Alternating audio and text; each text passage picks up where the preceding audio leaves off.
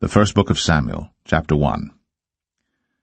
Now there was a certain man of Ramathaim Zophim of Mount Ephraim, and his name was Elkanah, the son of Jeroham, the son of Elihu, the son of Tohu, the son of Zoph, an Ephrathite. And he had 2 wives. The name of the one was Hannah, and the name of the other was Peninnah. And Peninnah had children, but Hannah had no children. And this man went up out of his city yearly to worship and to sacrifice unto the Lord of hosts in Shiloh. And the 2 sons of Eli, Hophni and Phinehas, the priests of the Lord, were there. And when the time was that Elkanah offered, he gave to Peninnah his wife and to all her sons and her daughters portions. But unto Hannah he gave a worthy portion, for he loved Hannah. But the Lord had shut up her womb. And her adversary also provoked her sore, for to make her fret, because the Lord had shut up her womb. And as he did so year by year, when she went up to the house of the Lord, so she provoked her. Therefore she wept, and did not eat. Then said Elkanah her husband to her, Hannah, why weepest thou? And why eatest thou not? And why is thy heart grieved? Am not I better to thee than 10 sons? So Hannah rose up after they had eaten in Shiloh, and after they had drunk. Now Eli the priest sat upon a seat by a post of the temple of the Lord. And she was in bitterness of soul, and prayed unto the Lord, and wept sore. And she vowed a vow, and said, O Lord of hosts, if thou wilt indeed look on the affliction of thine handmaid, and remember me, and not forget thine handmaid, but wilt give unto thine handmaid a man-child, then I will give him unto the Lord all the days of his life, and there shall no razor come upon his head. And it came to pass, as she continued praying before the Lord, that Eli marked her mouth. Now Hannah, she spake in her heart, only her lips moved, but her voice was not heard.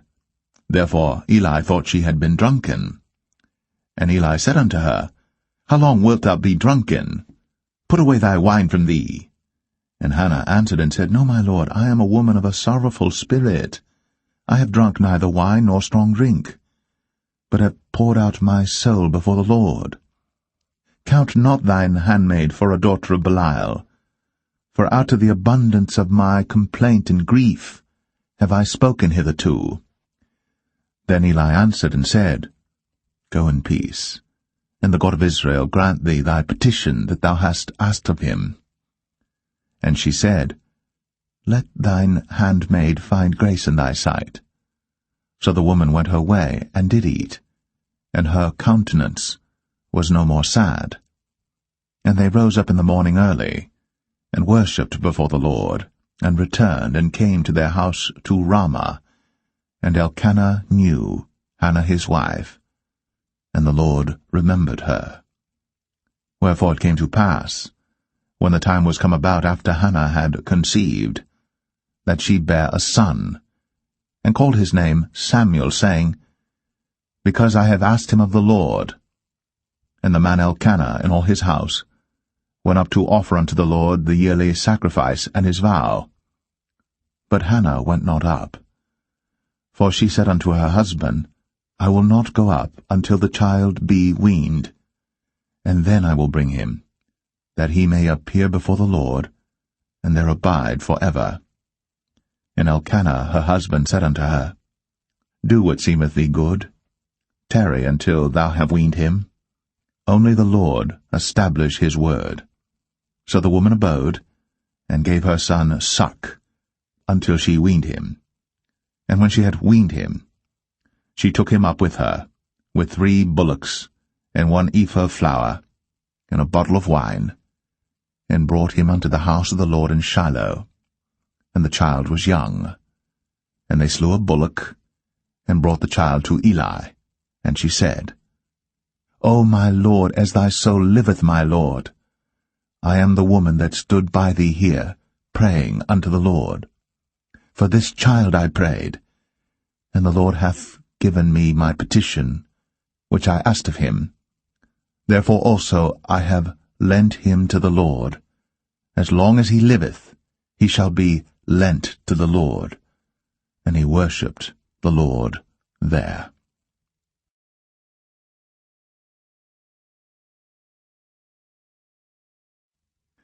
1 Samuel chapter 2. And Hannah prayed and said, My heart rejoiceth in the Lord. Mine horn is exalted in the Lord. My mouth is enlarged over mine enemies, because I rejoice in thy salvation. There is none holy as the Lord, for there is none beside thee. Neither is there any rock like our God. Talk no more so exceeding proudly. Let not arrogancy come out of your mouth. For the Lord is a God of knowledge, and by him actions are weighed. The bows of the mighty men are broken, and they that stumbled are girded with strength. They that were full have hired out themselves for bread, and they that were hungry ceased, so that the barren hath borne 7, and she that hath many children is waxed feeble. The Lord killeth, and maketh alive. He bringeth down to the grave, and bringeth up. The Lord maketh poor, and maketh rich. He bringeth low, and lifteth up. He raiseth up the poor out of the dust, and lifteth up the beggar from the dunghill, to set them among princes, and to make them inherit the throne of glory. For the pillars of the earth are the Lord's, and he hath set the world upon them. He will keep the feet of his saints, and the wicked shall be silent in darkness, for by strength shall no man prevail. The adversaries of the Lord shall be broken to pieces. Out of heaven shall he thunder upon them. The Lord shall judge the ends of the earth, and he shall give strength unto his king, and exalt the horn of his anointed. And Elkanah went to Ramah to his house, and the child did minister unto the Lord before Eli the priest. Now the sons of Eli were sons of Belial. They knew not the Lord. And the priest's custom with the people was, that when any man offered sacrifice, the priest's servant came, while the flesh was in seething, with a flesh hook of 3 teeth in his hand, and he struck it into the pan or kettle or cauldron or pot. All that the flesh hook brought up, the priest took for himself. So they did in Shiloh unto all the Israelites that came thither. Also before they burnt the fat, the priest's servant came and said to the man that sacrificed, Give flesh to roast for the priest, for he will not have sodden flesh of thee, but raw. And if any man said unto him, Let them not fail to burn the fat presently, and then take as much as thy soul desireth, then he would answer him, Nay, but thou shalt give it me now, and if not, I will take it by force. Wherefore the sin of the young men was very great before the Lord, for men abhorred the offering of the Lord. But Samuel ministered before the Lord, being a child, girded with a linen ephod. Moreover, his mother made him a little coat, and brought it to him from year to year, when she came up with her husband to offer the yearly sacrifice. And Eli blessed Elkanah and his wife, and said, The Lord give thee seed of this woman for the loan which is lent to the Lord. And they went unto their own home. And the Lord visited Hannah, so that she conceived, and bare 3 sons and 2 daughters. And the child Samuel grew before the Lord. Now Eli was very old, and heard all that his sons did unto all Israel, and how they lay with the women that assembled at the door of the tabernacle of the congregation. And he said unto them, Why do ye such things? For I hear of your evil dealings by all this people. Nay, my sons, for it is no good report that I hear. Ye make the Lord's people to transgress. If one man sin against another, the judge shall judge him. But if a man sin against the Lord, who shall entreat for him? Notwithstanding, they hearken not unto the voice of their father, because the Lord would slay them. And the child Samuel grew on, and was in favor both with the Lord and also with men. And there came a man of God unto Eli, and said unto him, Thus saith the Lord, Did I plainly appear unto the house of thy father, when they were in Egypt in Pharaoh's house? And did I choose him out of all the tribes of Israel to be my priest, to offer upon mine altar, to burn incense, to wear an ephod before me? And did I give unto the house of thy father all the offerings made by fire of the children of Israel? Wherefore kick ye at my sacrifice and at mine offering, which I have commanded in my habitation, and honourest thy sons above me, to make yourselves fat with the chiefest of all the offerings of Israel my people? Wherefore, the Lord God of Israel saith, I said indeed that thy house, and the house of thy father, should walk before me for ever. But now the Lord saith, Be it far from me, for them that honour me I will honour, and they that despise me shall be lightly esteemed. Behold, the days come, that I will cut off thine arm, and the arm of thy father's house, that there shall not be an old man in thine house, and thou shalt see an enemy in my habitation, in all the wealth which God shall give Israel. And there shall not be an old man in thine house for ever. And the man of thine whom I shall not cut off from mine altar shall be to consume thine eyes and to grieve thine heart, and all the increase of thine house shall die in the flower of their age. And this shall be a sign unto thee, that shall come upon thy 2 sons, on Hophni and Phinehas, in one day. They shall die, both of them. And I will raise me up a faithful priest, that shall do according to that which is in mine heart and in my mind. And I will build him a sure house, and he shall walk before mine anointed for ever. And it shall come to pass, that every one that is left in thine house shall come and crouch to him for a piece of silver and a morsel of bread, and shall say, Put me, I pray thee, into one of the priest's offices, that I may eat a piece of bread.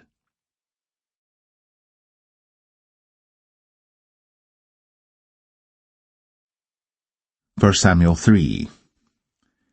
And the child Samuel ministered unto the Lord before Eli. And the word of the Lord was precious in those days. There was no open vision. And it came to pass at that time, when Eli was laid down in his place, and his eyes began to wax dim, that he could not see, and ere the lamp of God went out in the temple of the Lord, where the ark of God was, and Samuel was laid down to sleep, that the Lord called Samuel, and he answered, Here am I. And he ran unto Eli, and said, Here am I, for thou calledst me. And he said, I called not, lie down again. And he went and lay down. And the Lord called yet again, Samuel. And Samuel arose and went to Eli, and said, Here am I, for thou didst call me. And he answered, I called not, my son, lie down again. Now Samuel did not yet know the Lord, neither was the word of the Lord yet revealed unto him. And the Lord called Samuel again the 3rd time, and he arose, and went to Eli, and said, Here am I, for thou didst call me. And Eli perceived that the Lord had called the child.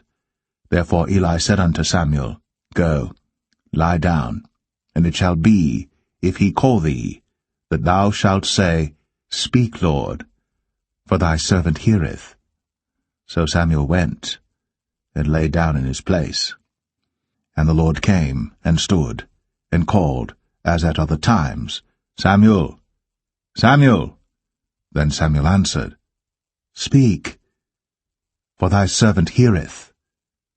And the Lord said to Samuel, Behold, I will do a thing in Israel, at which both the ears of every one that heareth it shall tingle. In that day I will perform against Eli all things which I have spoken concerning his house.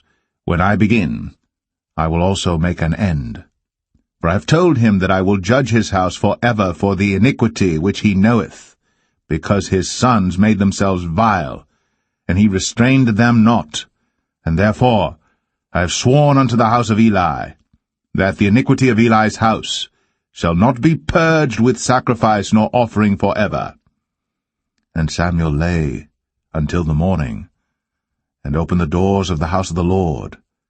And Samuel feared to show Eli the vision. Then Eli called Samuel, and said, Samuel, my son. And he answered, Here am I. And he said, What is the thing that the Lord hath said unto thee? I pray thee, hide it not from me. God do so to thee, and more also, if thou hide anything from me of all the things that he said unto thee. And Samuel told him every whit, and hid nothing from him. And he said, It is the Lord. Let him do what seemeth him good. And Samuel grew, and the Lord was with him, and did let none of his words fall to the ground. And all Israel from Dan even to Beersheba knew that Samuel was established to be a prophet of the Lord. And the Lord appeared again in Shiloh. For the Lord revealed himself to Samuel in Shiloh by the word of the Lord.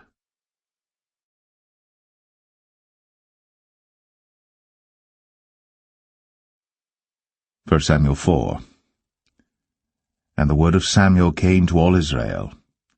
Now Israel went out against the Philistines to battle, and pitched beside Ebenezer. And the Philistines pitched in Aphek. And the Philistines put themselves in array against Israel. And when they joined battle, Israel was smitten before the Philistines, and they slew of the army in the field about 4,000 men. And when the people were come into the camp, the elders of Israel said, Wherefore hath the Lord smitten us today before the Philistines? Let us fetch the ark of the covenant of the Lord out of Shiloh unto us, that, when it cometh among us, it may save us out of the hand of our enemies. So the people sent to Shiloh, that they might bring from thence the ark of the covenant of the Lord of hosts, which dwelleth between the cherubims. And the two sons of Eli, Hophni and Phinehas, were there with the ark of the covenant of God. And when the ark of the covenant of the Lord came into the camp, all Israel shouted with a great shout, so that the earth rang again. And when the Philistines heard the noise of the shout, they said, What meaneth the noise of this great shout in the camp of the Hebrews? And they understood that the ark of the Lord was come into the camp. And the Philistines were afraid, for they said, God is come into the camp. And they said, Woe unto us, for there hath not been such a thing heretofore. Woe unto us! Who shall deliver us out of the hand of these mighty gods? These are the gods that smote the Egyptians with all the plagues in the wilderness. Be strong, and quit yourselves like men, O ye Philistines, that ye be not servants unto the Hebrews, as they have been to you. Quit yourselves like men, and fight. And the Philistines fought, and Israel was smitten, and they fled every man into his tent. And there was a very great slaughter, for there fell of Israel 30,000 footmen. And the ark of God was taken, and the two sons of Eli, Hophni and Phinehas, were slain. And there ran a man of Benjamin out of the army, and came to Shiloh the same day with his clothes rent, and with earth upon his head. And when he came, lo, Eli sat upon a seat by the wayside, watching, for his heart trembled for the ark of God. And when the man came into the city and told it, all the city cried out. And when Eli heard the noise of the crying, he said, What meaneth the noise of this tumult? And the man came in hastily, and told Eli. Now Eli was 98 years old, and his eyes were dim, that he could not see. And the man said unto Eli, I am he that came out of the army, and I fled today out of the army. And he said, What is that done, my son? And the messenger answered and said, Israel is fled before the Philistines, and there hath been also a great slaughter among the people. And thy two sons also, Hophni and Phinehas, are dead. and the ark of God is taken. And it came to pass, when he made mention of the ark of God, that he fell from off the seat backward by the side of the gate, and his neck brake, and he died. For he was an old man and heavy, and he had judged Israel 40 years. And his daughter-in-law Phinehas' wife was with child, near to be delivered. And when she heard the tidings that the ark of God was taken, and that her father-in-law and her husband were dead, she bowed herself and travailed, for her pains came upon her. And about the time of her death the women that stood by her said unto her, Fear not, for thou hast borne a son. But she answered not, neither did she regard it.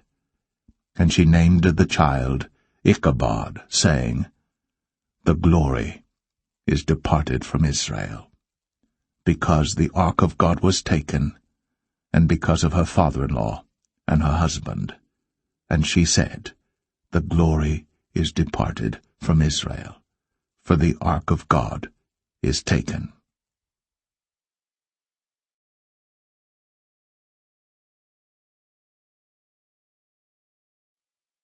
1 Samuel 5. And the Philistines took the ark of God, and brought it from Ebenezer unto Ashdod. When the Philistines took the ark of God, they brought it into the house of Dagon, and set it by Dagon. And when they of Ashdod arose early on the morrow, behold, Dagon was fallen upon his face to the earth before the ark of the Lord. And they took Dagon, and set him in his place again. And when they arose early on the morrow morning, behold, Dagon was fallen upon his face to the ground before the ark of the Lord, and the head of Dagon, and both the palms of his hands were cut off upon the threshold. Only the stump of Dagon was left to him. Therefore neither the priests of Dagon, nor any that come into Dagon's house, tread on the threshold of Dagon in Ashdod unto this day. But the hand of the Lord was heavy upon them of Ashdod, and he destroyed them, and smote them with emerods, even Ashdod, and the coast thereof. And when the men of Ashdod saw that it was so, they said, The ark of the God of Israel shall not abide with us, for his hand is sore upon us, and upon Dagon our God. They sent therefore, and gathered all the lords of the Philistines unto them, and said, What shall we do with the ark of the God of Israel? And they answered, Let the ark of the God of Israel be carried about unto Gath. And they carried the ark of the God of Israel about thither. And it was so, that after they had carried it about, the hand of the Lord was against the city with a very great destruction, and he smote the men of the city, both small and great, and they had emerods in their secret parts. Therefore they sent the ark of God to Ekron, and it came to pass, as the ark of God came to Ekron, that the Ekronites cried out, saying, They have brought about the ark of the God of Israel to us, to slay us and our people. So they sent and gathered together all the lords of the Philistines, and said, Send away the ark of the God of Israel, and let it go again to his own place, that it slay us not and our people. For there was a deadly destruction throughout all the city. The hand of God was very heavy there. And the men that died not were smitten with the emerods, and the cry of the city went up to heaven.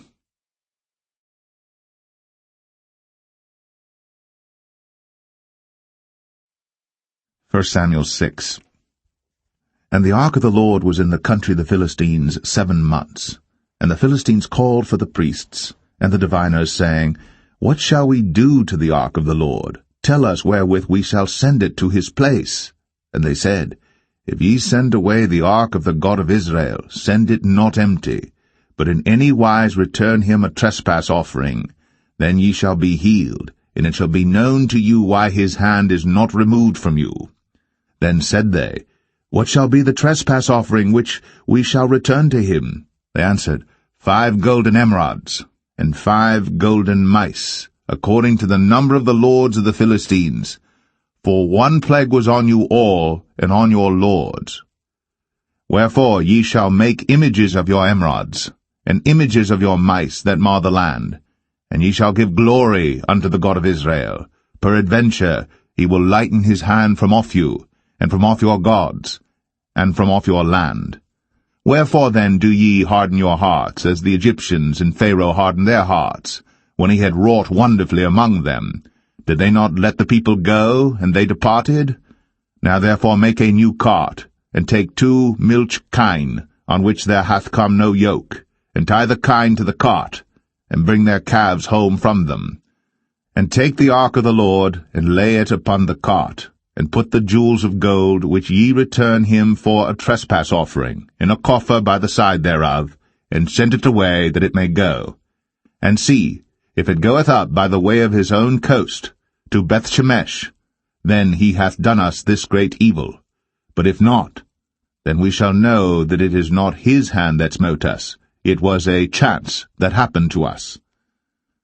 And the men did so, and took 2 milch kine, and tied them to the cart, and shut up their calves at home. And they laid the ark of the Lord upon the cart, and the coffer with the mice of gold, and the images of their emerods.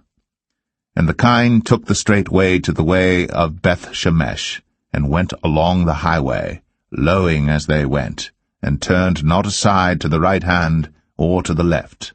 And the lords of the Philistines went after them unto the border of Bethshemesh. And they of Bethshemesh were reaping their wheat harvest in the valley, and they lifted up their eyes, and saw the ark, and rejoiced to see it. And the cart came into the field of Joshua, a Bethshemite, and stood there, where there was a great stone, and they clave the wood of the cart, and offered the kine a burnt offering unto the Lord. And the Levites took down the ark of the Lord, and the coffer that was with it, wherein the jewels of gold were, and put them on the great stone. And the men of Bethshemesh offered burnt offerings, and sacrificed sacrifices the same day unto the Lord. And when the 5 lords of the Philistines had seen it, they returned to Ekron the same day. And these are the golden emerods, which the Philistines returned for a trespass offering unto the Lord: for Ashdod 1, for Gaza 1, for Ashkelon 1, for Gath 1, for Ekron 1. And the golden mice, according to the number of all the cities of the Philistines, belonging to the 5 lords, both of fenced cities and of country villages, even unto the great stone of Abel, whereon they set down the ark of the Lord, which stone remaineth unto this day in the field of Joshua the Bethshemite. And he smote the men of Bethshemesh, because they had looked into the ark of the Lord. Even he smote of the people 50,060 men. And the people lamented, because the Lord had smitten many of the people with a great slaughter. And the men of Bethshemesh said, Who is able to stand before this holy Lord God? And to whom shall he go up from us? And they sent messengers to the inhabitants of Kirjath-jearim, saying, The Philistines have brought again the ark of the Lord. Come ye down, and fetch it up to you.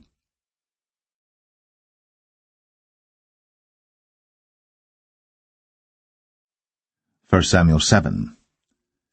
And the men of Kirjath-jearim came and fetched up the ark of the Lord, and brought it into the house of Abinadab in the hill, and sanctified Eleazar his son to keep the ark of the Lord. And it came to pass, while the ark abode in Kirjath-jearim, that the time was long, for it was 20 years. And all the house of Israel lamented after the Lord. And Samuel spake unto all the house of Israel, saying, If ye do return unto the Lord with all your hearts, then put away the strange gods, and Ashtoreth from among you, and prepare your hearts unto the Lord, and serve him only, and he will deliver you out of the hand of the Philistines. Then the children of Israel did put away Baalim and Ashtoreth, and served the Lord only. And Samuel said, Gather all Israel to Mizpeh, and I will pray for you unto the Lord. And they gathered together to Mizpeh, and drew water, and poured it out before the Lord, and fasted on that day, and said there, We have sinned against the Lord. And Samuel judged the children of Israel in Mizpeh. And when the Philistines heard that the children of Israel were gathered together to Mizpeh, the lords of the Philistines went up against Israel. And when the children of Israel heard it, they were afraid of the Philistines. And the children of Israel said to Samuel, Cease not to cry unto the Lord our God for us, that he will save us out of the hand of the Philistines. And Samuel took a sucking lamb, and offered it for a burnt offering holy unto the Lord. And Samuel cried unto the Lord for Israel. And the Lord heard him. And as Samuel was offering up the burnt offering, the Philistines drew near to battle against Israel. But the Lord thundered with a great thunder on that day upon the Philistines, and discomfited them, and they were smitten before Israel. And the men of Israel went out of Mizpeh, and pursued the Philistines, and smote them until they came under Bethkar.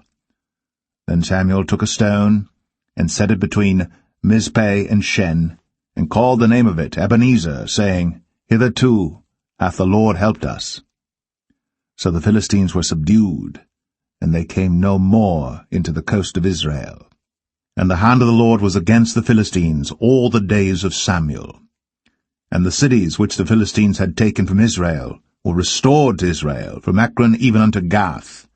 And the coasts thereof did Israel deliver out of the hands of the Philistines, and there was peace between Israel and the Amorites.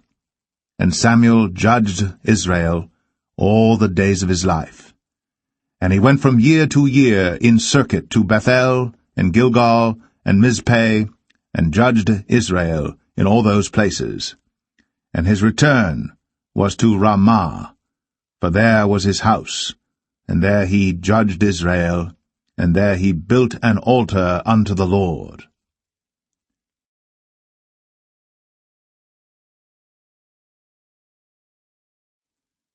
1 Samuel 8. And it came to pass, when Samuel was old, that he made his sons judges over Israel.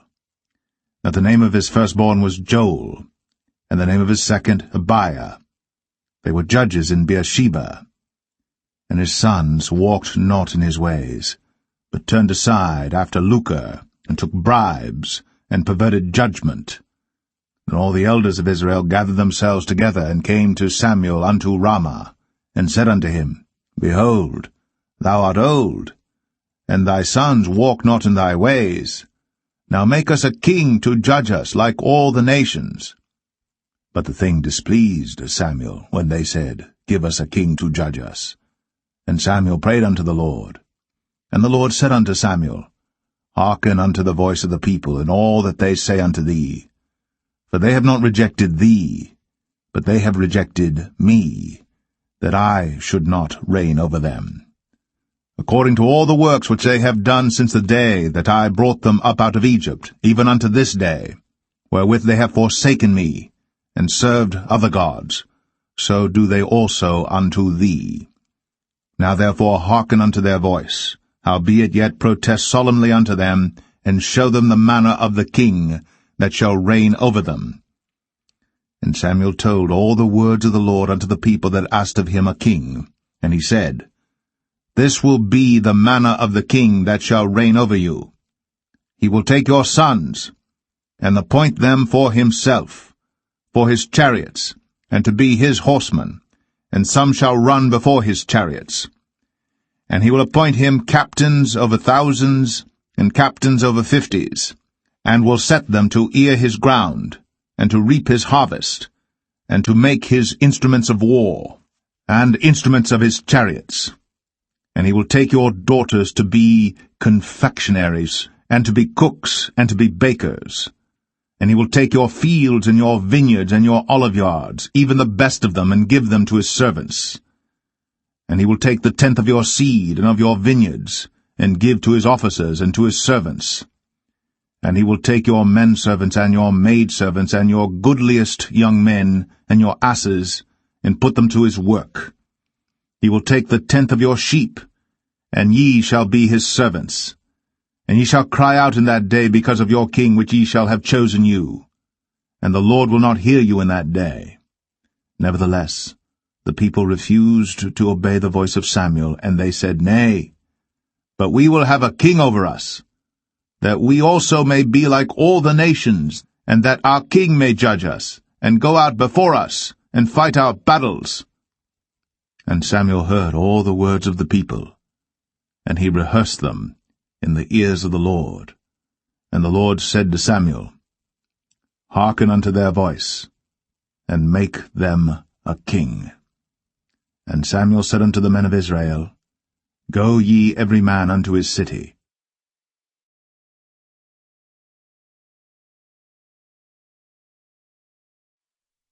1 Samuel 9.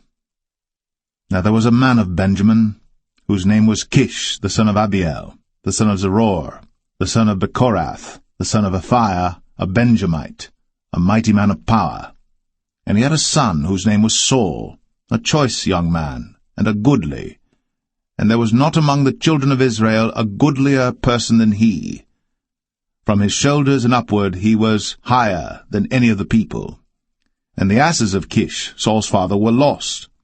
And Kish said to Saul his son, Take now one of the servants with thee, and arise, go seek the asses. And he passed through Mount Ephraim, and passed through the land of Shalisha. But they found them not. Then they passed through the land of Shalim, and there they were not. And he passed through the land of the Benjamites, but they found them not.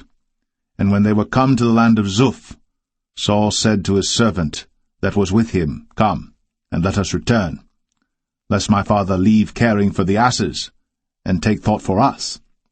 And he said unto him, Behold now, there is in this city a man of God, and he is an honorable man. All that he saith cometh surely to pass. Now let us go thither. Peradventure he can show us our way that we should go. Then said Saul to his servant, But behold, if we go, what shall we bring the man? For the bread is spent in our vessels, and there is not a present to bring to the man of God. What have we? And the servant answered Saul again, and said, Behold, I have here at hand the 4th part of a shekel of silver. That will I give to the man of God, to tell us our way. Before time in Israel, when a man went to inquire of God, thus he spake, Come, and let us go to the seer. For he that is now called a prophet was before time called a seer. Then said Saul to his servant, Well said, Come, let us go. So they went unto the city where the man of God was. And as they went up the hill to the city, they found young maidens going out to draw water, and said unto them, Is the seer here? And they answered them, and said, He is, behold, he is before you. Make haste now, for he came today to the city, for there is a sacrifice of the people today in the high place. As soon as ye be come into the city, ye shall straightway find him, before he go up to the high place to eat. For the people will not eat until he come, because he doth bless the sacrifice, and afterwards they eat that be bidden. Now therefore get you up, for about this time ye shall find him. And they went up into the city. And when they were come into the city, behold, Samuel came out against them, for to go up to the high place. Now the Lord had told Samuel in his ear a day before Saul came, saying, Tomorrow, about this time, I will send thee a man out of the land of Benjamin, and thou shalt anoint him to be captain over my people Israel, that he may save my people out of the hand of the Philistines. For I have looked upon my people, because their cry is, Come unto me. And when Samuel saw Saul, the Lord said unto him, Behold the man whom I spake to thee of. This same shall reign over my people. Then Saul drew near to Samuel in the gate, and said, Tell me, I pray thee, where the seer's house is. And Samuel answered Saul, and said, I am the seer. Go up before me unto the high place. For ye shall eat with me today, and tomorrow I will let thee go, and will tell thee all that is in thine heart. And as for thine asses that were lost 3 days ago, set not thy mind on them, for they are found. And on whom is all the desire of Israel? Is it not on thee, and on all thy father's house? And Saul answered and said, Am not I a Benjamite, of the smallest of the tribes of Israel, and my family the least of all the families of the tribe of Benjamin? Wherefore then speakest thou so to me? And Samuel took Saul and his servant, and brought them into the parlour, and made them sit in the chiefest place among them that were bidden, which were about 30 persons. And Samuel said unto the cook, Bring the portion which I gave thee, of which I said unto thee, Set it by thee. And the cook took up the shoulder, and that which was upon it, and set it before Saul. And Samuel said, Behold that which is left, set it before thee, and eat. For unto this time hath it been kept for thee, since I said, I have invited the people. So Saul did eat with Samuel that day. And when they were come down from the high place into the city, Samuel communed with Saul upon the top of the house. And they arose early. And it came to pass about the spring of the day that Samuel called Saul to the top of the house, saying, Up, that I may send thee away. And Saul arose. And they went out, both of them, he and Samuel, abroad. And as they were going down to the end of the city, Samuel said to Saul, Bid the servant pass on before us. And he passed on. But stand thou still a while, that I may show thee the word of God.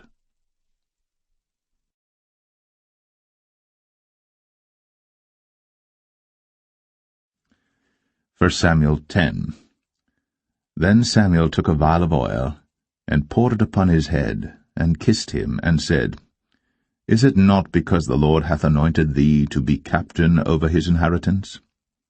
When thou art departed from me today, then thou shalt find 2 men by Rachel's sepulchre, in the border of Benjamin at Zelzah. And they will say unto thee, The asses which thou wentest to seek are found, and lo, thy father hath left the care of the asses, and sorroweth for you, saying, What shall I do for my son? Then shalt thou go on forward from thence, and thou shalt come to the plain of Tabor.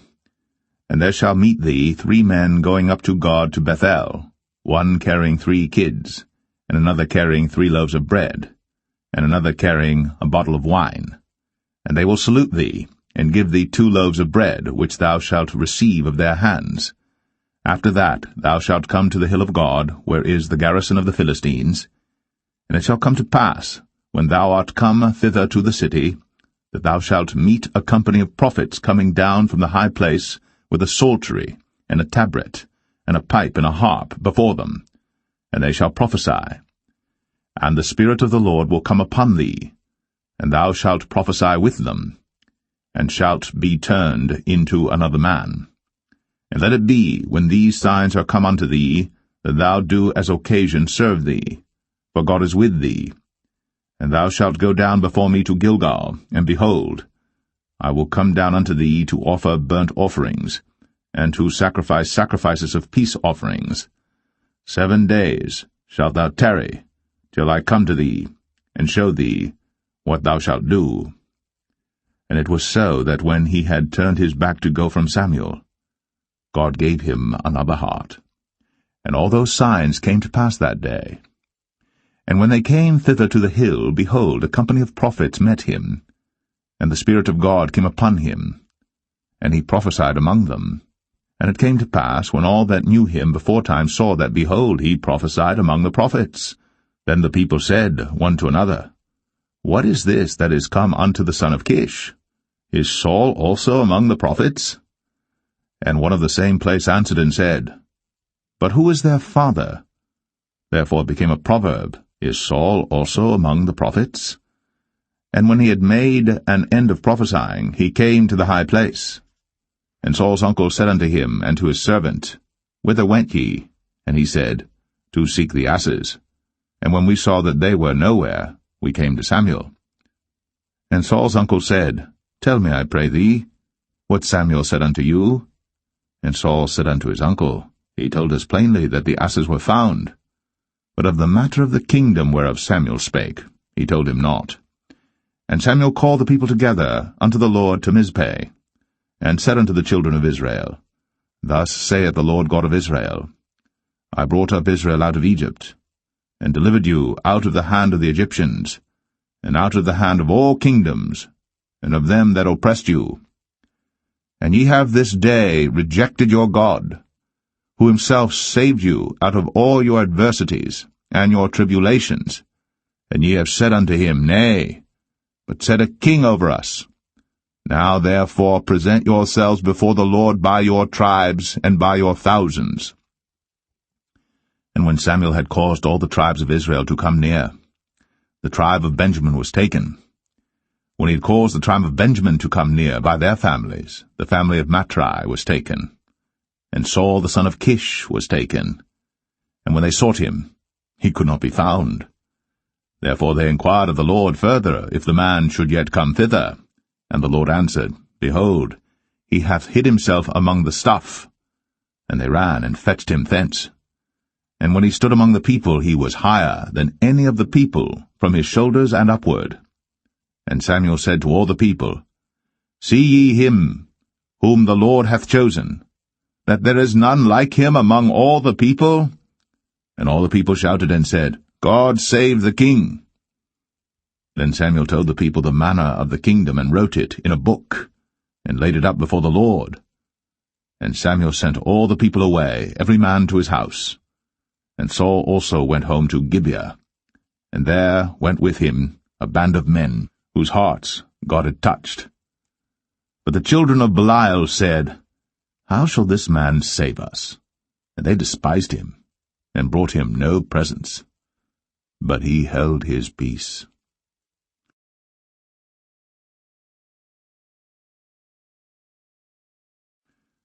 1 Samuel 11. Then Nahash the Ammonite came up, and encamped against Jabesh-Gilead. And all the men of Jabesh said unto Nahash, Make a covenant with us, and we will serve thee.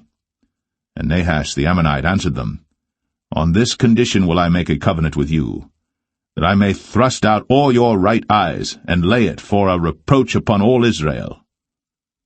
And the elders of Jabesh said unto him, Give us 7 days' respite, that we may send messengers unto all the coasts of Israel, and then, if there be no man to save us, we will come out to thee.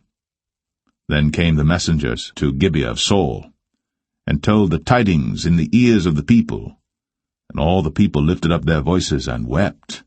And behold, Saul came after the herd out of the field, and Saul said, What aileth the people, that they weep? And they told him the tidings of the men of Jabesh. And the Spirit of God came upon Saul when he heard those tidings, and his anger was kindled greatly. And he took a yoke of oxen, and hewed them in pieces, and sent them throughout all the coasts of Israel by the hands of messengers, saying, Whosoever cometh not forth after Saul and after Samuel, so shall it be done unto his oxen. And the fear of the Lord fell on the people, and they came out with one consent. And when he numbered them in Bezek, the children of Israel were 300,000, and the men of Judah 30,000. And they said unto the messengers that came, Thus shall ye say unto the men of Jabesh-Gilead, Tomorrow by that time the sun be hot, ye shall have help. And the messengers came and showed it to the men of Jabesh, and they were glad. Therefore the men of Jabesh said, Tomorrow we will come out unto you, and ye shall do with us all that seemeth good unto you. And it was so in the morrow, that Saul put the people in 3 companies, and they came into the midst of the host in the morning watch, and slew the Ammonites until the heat of the day. And it came to pass, that they which remained were scattered, so that 2 of them were not left together. And the people said unto Samuel, Who is he that said, Shall Saul reign over us? Bring the men, that we may put them to death. And Saul said, There shall not a man be put to death this day, for today the Lord hath wrought salvation in Israel. Then said Samuel to the people, Come, and let us go to Gilgal, and renew the kingdom there. And all the people went to Gilgal, and there they made Saul king before the Lord in Gilgal, and there they sacrificed sacrifices of peace offerings before the Lord. And there Saul and all the men of Israel rejoiced greatly.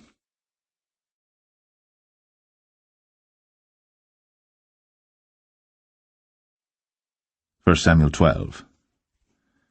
And Samuel said unto all Israel, Behold, I have hearkened unto your voice in all that ye said unto me, and have made a king over you.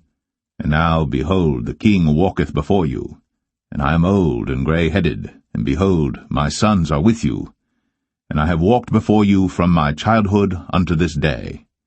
Behold, here I am. Witness against me before the Lord and before his anointed, whose ox have I taken? Or whose ass have I taken? Or whom have I defrauded? Whom have I oppressed? Or of whose hand have I received any bribe to blind mine eyes therewith? And I will restore it you. And they said, Thou hast not defrauded us, nor oppressed us, neither hast thou taken aught of any man's hand. And he said unto them, The Lord is witness against you, and his anointed is witness this day, that ye have not found aught in my hand. And they answered, He is witness. And Samuel said unto the people, It is the Lord that advanced Moses and Aaron, and that brought your fathers up out of the land of Egypt. Now therefore stand still, that I may reason with you before the Lord of all the righteous acts of the Lord which he did to you and to your fathers. When Jacob was come into Egypt, and your fathers cried unto the Lord, then the Lord sent Moses and Aaron, which brought forth your fathers out of Egypt, and made them dwell in this place.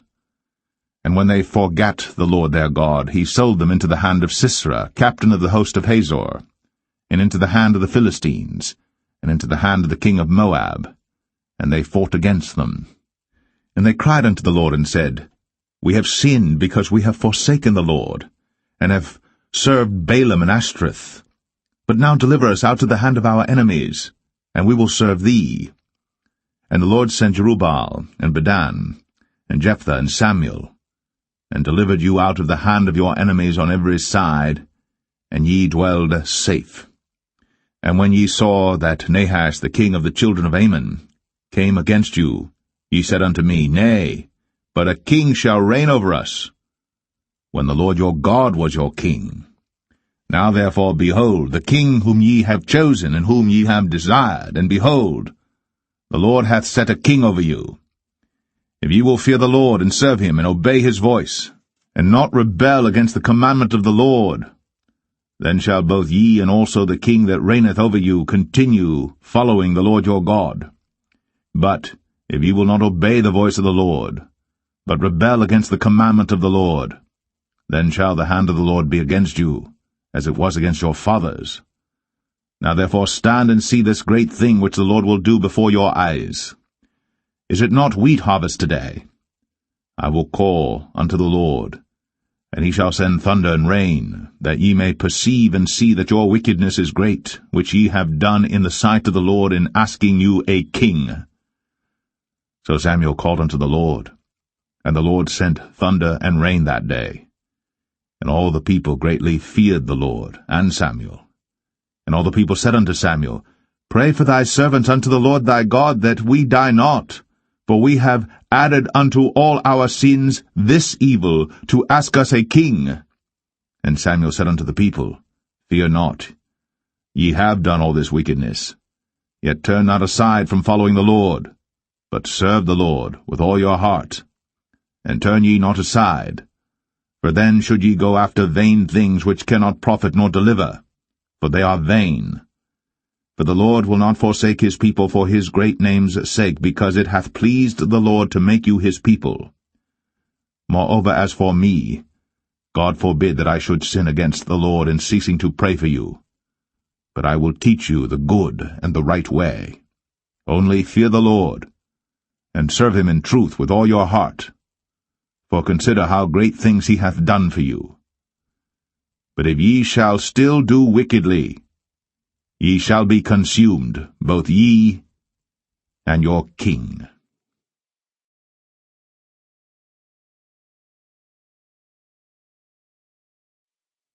1 Samuel 13. Saul reigned 1 year.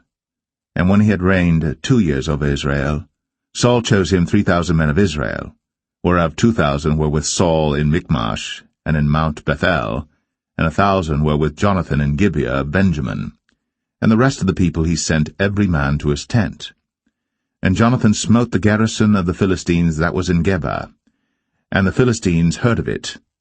And Saul blew the trumpet throughout all the land, saying, Let the Hebrews hear. And all Israel heard say that Saul had smitten a garrison of the Philistines, and that Israel also was had in abomination with the Philistines. And the people were called together after Saul to Gilgal. And the Philistines gathered themselves together to fight with Israel, 30,000 chariots and 6,000 horsemen, and people as the sand which is on the seashore in multitude. And they came up, and pitched in Michmash, eastward from Bethaven. When the men of Israel saw that they were in a strait, for the people were distressed, then the people did hide themselves in caves, and in thickets, and in rocks, and in high places, and in pits. And some of the Hebrews went over Jordan to the land of Gad and Gilead. As for Saul, he was yet in Gilgal, and all the people followed him, trembling. And he tarried 7 days according to the set time that Samuel had appointed. But Samuel came not to Gilgal, and the people were scattered from him. And Saul said, Bring hither a burnt offering to me, and peace offerings. And he offered the burnt offering. And it came to pass that as soon as he had made an end of offering the burnt offering, behold, Samuel came. And Saul went out to meet him, that he might salute him. And Samuel said, What hast thou done? And Saul said, Because I saw that the people were scattered from me, and that thou camest not within the days appointed, and that the Philistines gathered themselves together at Michmash. Therefore said I, The Philistines will come down now upon me to Gilgal, and I have not made supplication unto the Lord. I forced myself therefore, and offered a burnt offering. And Samuel said to Saul, Thou hast done foolishly. Thou hast not kept the commandment of the Lord thy God, which he commanded thee. For now would the Lord have established thy kingdom upon Israel for ever. But now thy kingdom shall not continue. The Lord hath sought him a man after his own heart. And the Lord hath commanded him to be captain over his people, because thou hast not kept that which the Lord commanded thee. And Samuel arose, and gat him up from Gilgal unto Gibeah of Benjamin. And Saul numbered the people that were present with him about 600 men. And Saul and Jonathan his son, and the people that were present with him, abode in Gibeah of Benjamin. But the Philistines encamped in Michmash. And the spoilers came out of the camp of the Philistines in 3 companies. One company turned unto the way that leadeth to Ophrah, unto the land of Shual. And another company turned the way to Bethhoron. And another company turned to the way of the border that looketh to the valley of Zeboim, toward the wilderness. Now there was no smith found throughout all the land of Israel. For the Philistines said, Lest the Hebrews make them swords or spears. But all the Israelites went down to the Philistines to sharpen every man his share, and his coulter, and his axe, and his mattock. Yet they had a file for the mattocks, and for the coulters, and for the forks, and for the axes, and to sharpen the goads. So it came to pass in the day of battle that there was neither sword nor spear found in the hand of any of the people that were with Saul and Jonathan. But with Saul and with Jonathan his son was there found. And the garrison of the Philistines went out to the passage of Michmash.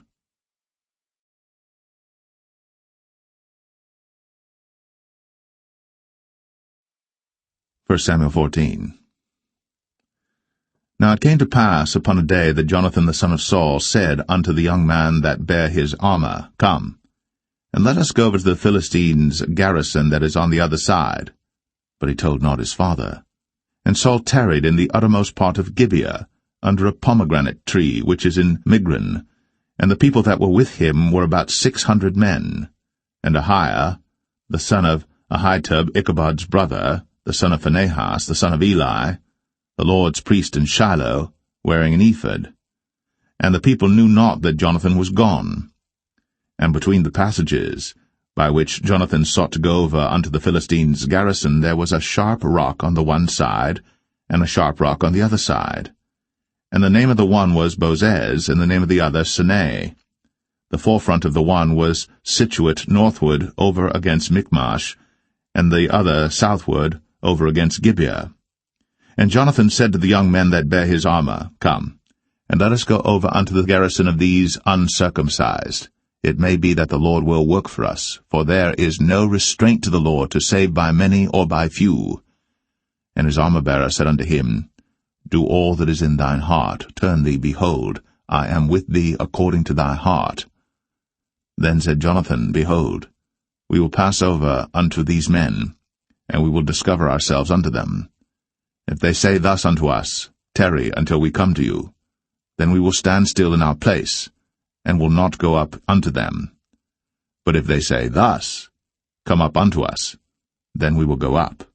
For the Lord hath delivered them into our hand, and this shall be a sign unto us. And both of them discovered themselves unto the garrison of the Philistines. And the Philistines said, Behold, the Hebrews come forth out of the holes where they had hid themselves. And the men of the garrison answered Jonathan and his armor-bearer, and said, Come up to us, and we will show you a thing. And Jonathan said unto his armor-bearer, Come up after me, for the Lord hath delivered them into the hand of Israel. And Jonathan climbed up, upon his hands and upon his feet, and his armor-bearer after him, and they fell before Jonathan, and his armor-bearer slew after him. And that first slaughter which Jonathan and his armor-bearer made was about 20 men, within as it were an half-acre of land, which a yoke of oxen might plough. And there was trembling in the host, in the field, and among all the people. The garrison and the spoilers, they also trembled, and the earth quaked. So it was a very great trembling. And the watchmen of Saul and Gibeah of Benjamin looked, and behold, the multitude melted away, and they went on beating down one another. Then said Saul unto the people that were with him, Number now, and see who is gone from us. And when they had numbered, behold, Jonathan and his armor-bearer were not there. And Saul said unto Ahiah, Bring hither the ark of God. For the ark of God was at that time with the children of Israel.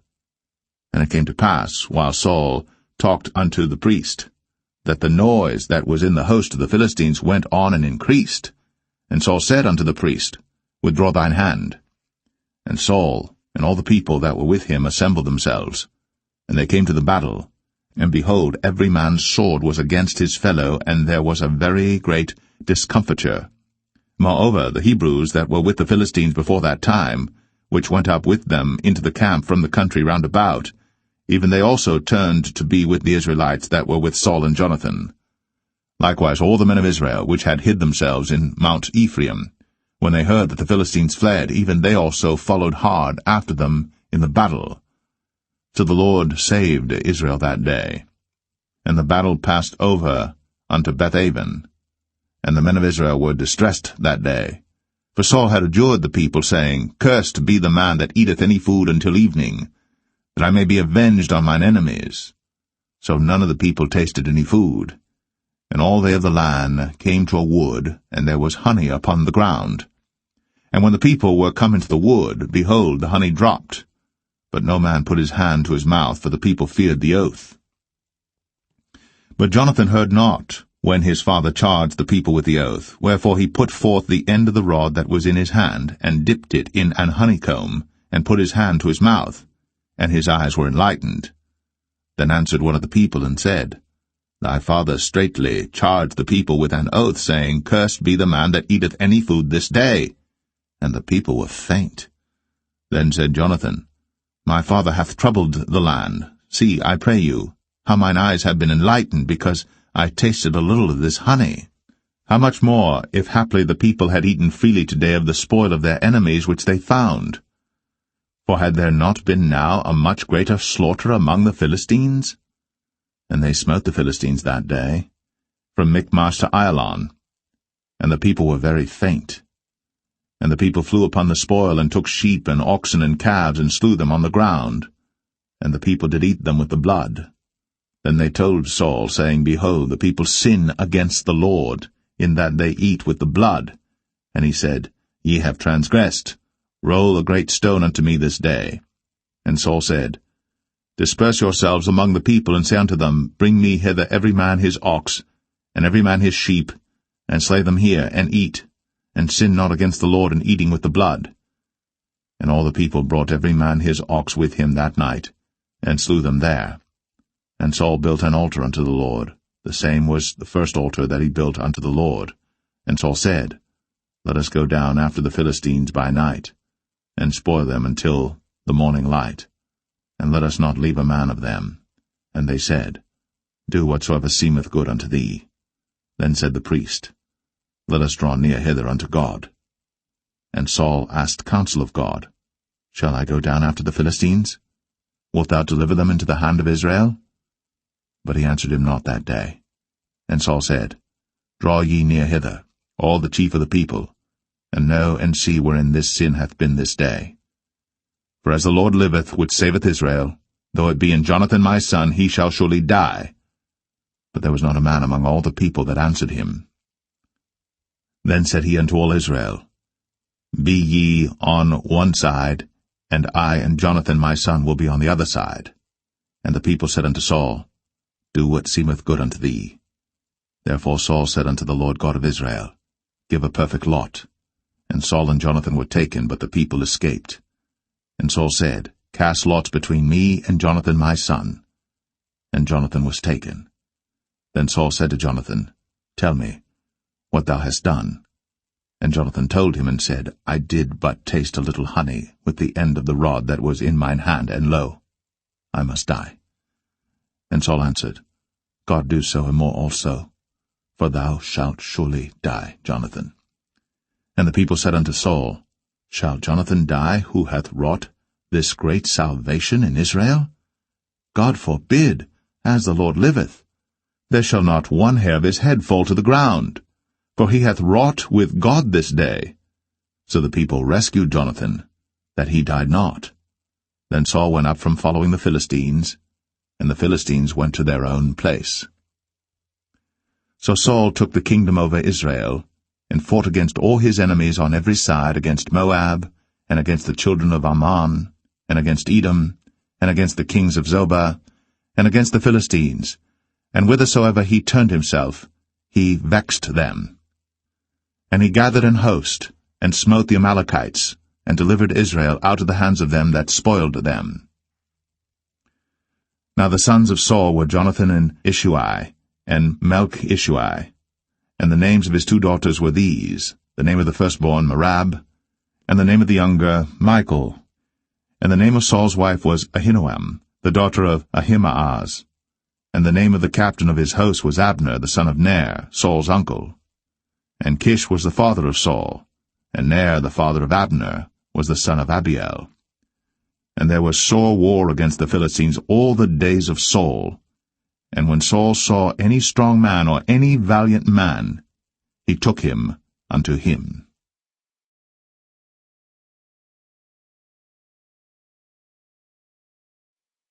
1 Samuel 15.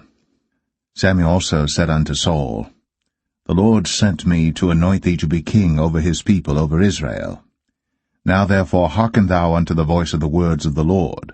Thus saith the Lord of hosts, I remember that which Amalek did to Israel, how he laid wait for him in the way when he came up from Egypt. Now go, and smite Amalek, and utterly destroy all that they have, and spare them not, but slay both man and woman, infant and suckling, ox and sheep, camel and ass. And Saul gathered the people together, and numbered them in Telaim 200,000 footmen, and 10,000 men of Judah. And Saul came to a city of Amalek, and laid wait in the valley. And Saul said unto the Kenites, Go, depart, get you down from among the Amalekites, lest I destroy you with them. For ye showed kindness to all the children of Israel when they came up out of Egypt. So the Kenites departed from among the Amalekites. And Saul smote the Amalekites from Havilah until thou comest to Shur, that is over against Egypt. And he took Agag, the king of the Amalekites, alive, and utterly destroyed all the people with the edge of the sword. But Saul and the people spared Agag, and the best of the sheep, and of the oxen, and of the fatlings, and the lambs, and all that was good, and would not utterly destroy them. But everything that was vile and refuse, that they destroyed utterly. Then came the word of the Lord unto Samuel, saying, It repenteth me that I have set up Saul to be king, for he is turned back from following me, and hath not performed my commandments. And it grieved Samuel, and he cried unto the Lord all night. And when Samuel rose early to meet Saul in the morning, it was told Samuel, saying, Saul came to Carmel, and behold, he set him up a place, and is gone about, and passed on, and gone down to Gilgal. And Samuel came to Saul, and Saul said unto him, Blessed be thou of the Lord, I have performed the commandment of the Lord. And Samuel said, What meaneth then this bleating of the sheep in mine ears, and the lowing of the oxen which I hear? And Saul said, They have brought them from the Amalekites, for the people spared the best of the sheep and of the oxen to sacrifice unto the Lord thy God, and the rest we have utterly destroyed. Then Samuel said unto Saul, Stay, and I will tell thee what the Lord hath said to me this night. And he said unto him, Say on. And Samuel said, When thou wast little in thine own sight, wast thou not made the head of the tribes of Israel? And the Lord anointed thee king over Israel?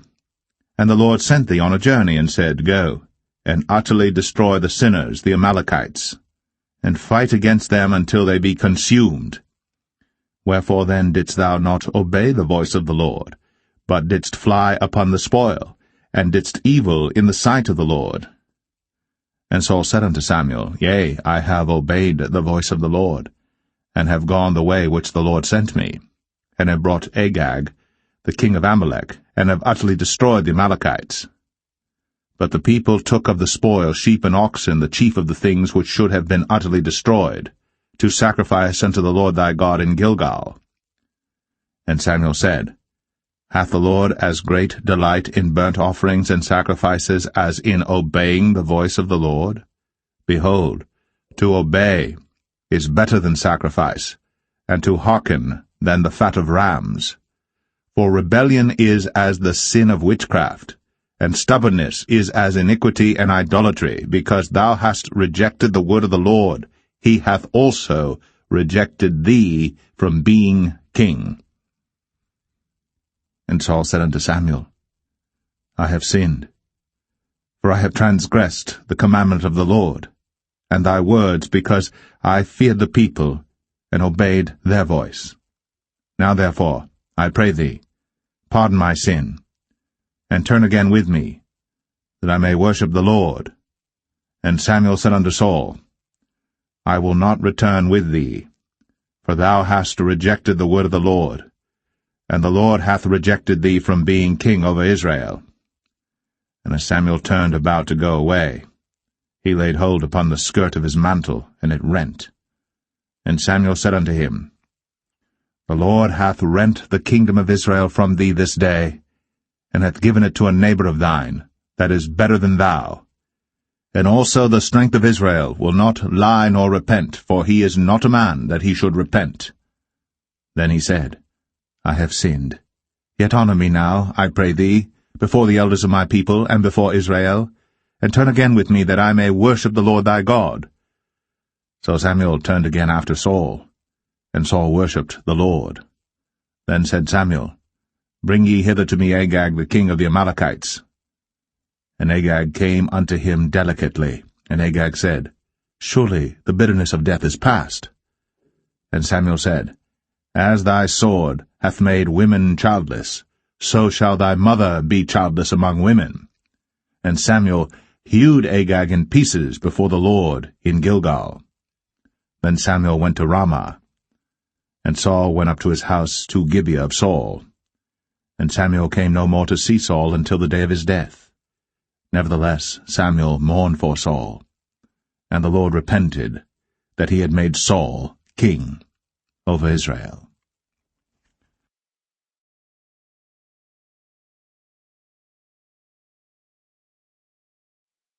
1 Samuel 16. And the Lord said unto Samuel, How long wilt thou mourn for Saul, seeing I have rejected him from reigning over Israel? Fill thine horn with oil, and go. I will send thee to Jesse the Bethlehemite, for I have provided me a king among his sons. And Samuel said, How can I go? If Saul hear it, he will kill me. And the Lord said, Take an heifer with thee, and say, I am come to sacrifice to the Lord. And call Jesse to the sacrifice. And I will show thee what thou shalt do, and thou shalt anoint unto me him whom I name unto thee. And Samuel did that which the Lord spake, and came to Bethlehem. And the elders of the town trembled at his coming, and said, Comest thou peaceably? And he said, Peaceably. I am come to sacrifice unto the Lord. Sanctify yourselves, and come with me to the sacrifice. And he sanctified Jesse and his sons, and called them to the sacrifice. And it came to pass, when they were come, that he looked on Eliab, and said, Surely the Lord's anointed is before him. But the Lord said unto Samuel, Look not on his countenance, or on the height of his stature, because I have refused him. For the Lord seeth not as man seeth. For man looketh on the outward appearance, but the Lord looketh on the heart. Then Jesse called Abinadab, and made him pass before Samuel, and he said, Neither hath the Lord chosen this. Then Jesse made Shammah to pass by, and he said, Neither hath the Lord chosen this. Again Jesse made 7 of his sons to pass before Samuel. And Samuel said unto Jesse, The Lord hath not chosen these. And Samuel said unto Jesse, Are here all thy children? And he said, There remaineth yet the youngest, and behold, he keepeth the sheep. And Samuel said unto Jesse, Send and fetch him, for we will not sit down till he come hither. And he sent and brought him in. Now he was ruddy, and withal of a beautiful countenance, and goodly to look to. And the Lord said, Arise, anoint him, for this is he. Then Samuel took the horn of oil, and anointed him in the midst of his brethren. And the Spirit of the Lord came upon David from that day forward. So Samuel rose up, and went to Ramah. But the Spirit of the Lord departed from Saul, and an evil spirit from the Lord troubled him. And Saul's servant said unto him, Behold now, an evil spirit from God troubleth thee. Let our Lord now command thy servants, which are before thee, to seek out a man, who is a cunning player on an harp. And it shall come to pass, when the evil spirit from God is upon thee, that he shall play with his hand, and thou shalt be well. And Saul said unto his servants, Provide me now a man that can play well, and bring him to me. Then answered one of the servants, and said, Behold, I have seen a son of Jesse the Bethlehemite, that is cunning in playing, and a mighty valiant man, and a man of war, and prudent in matters, and a comely person. And the Lord is with him.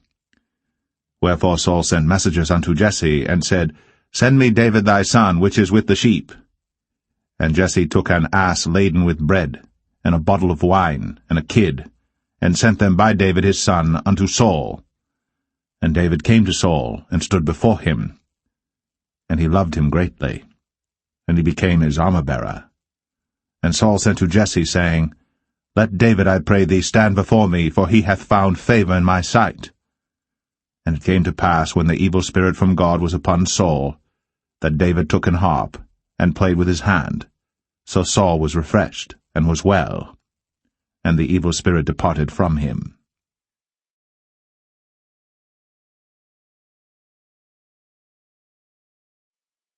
1 Samuel 17.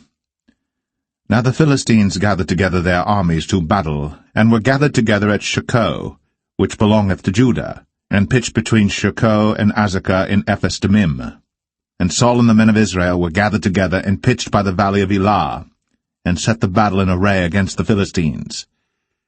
And the Philistines stood on a mountain on the one side, and Israel stood on a mountain on the other side, and there was a valley between them. And there went out a champion out of the camp of the Philistines, named Goliath of Gath, whose height was 6 cubits and a span. And he had an helmet of brass upon his head, and he was armed with a coat of mail, and the weight of the coat was 5,000 shekels of brass. And he had greaves of brass upon his legs, and a target of brass between his shoulders. And the staff of his spear was like a weaver's beam, and his spear's head weighed 600 shekels of iron, and one bearing a shield went before him. And he stood and cried unto the armies of Israel, and said unto them, Why are ye come out to set your battle in array? Am not I a Philistine, and ye servants to Saul? Choose you a man for you, and let him come down to me. If he be able to fight with me and to kill me, then will we be your servants. But if I prevail against him, and kill him, then shall ye be our servants, and serve us. And the Philistine said, I defy the armies of Israel this day. Give me a man, that we may fight together. When Saul and all Israel heard those words of the Philistine, they were dismayed, and greatly afraid. Now David was the son of that Ephrathite of Bethlehem, Judah, whose name was Jesse, and he had 8 sons. And the man went among men for an old man in the days of Saul. And the 3 eldest sons of Jesse went and followed Saul to the battle. And the names of his 3 sons that went to the battle were Eliab the firstborn, and next unto him Abinadab, and the third Shammah. And David was the youngest, and the 3 eldest followed Saul. But David went and returned from Saul to feed his father's sheep at Bethlehem. And the Philistine drew near morning and evening, and presented himself 40 days. And Jesse said unto David his son, Take now for thy brethren an ephah of this parched corn, and these 10 loaves, and run to the camp to thy brethren. And carry these 10 cheeses unto the captain of their 1,000, and look how thy brethren fare, and take their pledge. Now Saul and they, and all the men of Israel, were in the valley of Elah, fighting with the Philistines. And David rose up early in the morning, and left the sheep with a keeper, and took and went, as Jesse had commanded him. And he came to the trench, as the host was going forth to the fight, and shouted for the battle. For Israel and the Philistines had put the battle in array, army against army. And David left his carriage in the hand of the keeper of the carriage, and ran into the army, and came and saluted his brethren. And as he talked with them, behold, there came up the champion, the Philistine of Gath, Goliath by name, out of the armies of the Philistines, and spake according to the same words, and David heard them. And all the men of Israel, when they saw the man, fled from him, and were sore afraid. And the men of Israel said, Have ye seen this man that is come up? Surely to defy Israel is he come up. And it shall be that the man who killeth him, the king will enrich him with great riches, and will give him his daughter, and make his father's house free in Israel. And David spake to the men that stood by him, saying, What shall be done to the man that killeth this Philistine, and taketh away the reproach from Israel? For who is this uncircumcised Philistine, that he should defy the armies of the living God? And the people answered him after this manner, saying, So shall it be done to the man that killeth him. And Eliab, his eldest brother, heard when he spake unto the men. And Eliab's anger was kindled against David, and he said, Why camest thou down hither? And with whom hast thou left those few sheep in the wilderness? I know thy pride, and the naughtiness of thine heart, for thou art come down that thou mightest see the battle. And David said, What have I now done? Is there not a cause? And he turned from him toward another, and spake after the same manner. And the people answered him again after the former manner. And when the words were heard which David spake, they rehearsed them before Saul, and he sent for him. And David said to Saul, Let no man's heart fail because of him. Thy servant will go and fight with this Philistine. And Saul said to David, Thou art not able to go against this Philistine to fight with him, for thou art but a youth, and he a man of war from his youth. And David said unto Saul, Thy servant kept his father's sheep, and there came a lion and a bear, and took a lamb out of the flock. And I went out after him, and smote him, and delivered it out of his mouth. And when he arose against me, I caught him by his beard, and smote him, and slew him. Thy servant slew both the lion and the bear, and this uncircumcised Philistine shall be as one of them, seeing he hath defied the armies of the living God. David said, moreover, The Lord that delivered me out of the paw of the lion, and out of the paw of the bear, he will deliver me out of the hand of this Philistine. And Saul said unto David, Go, and the Lord be with thee.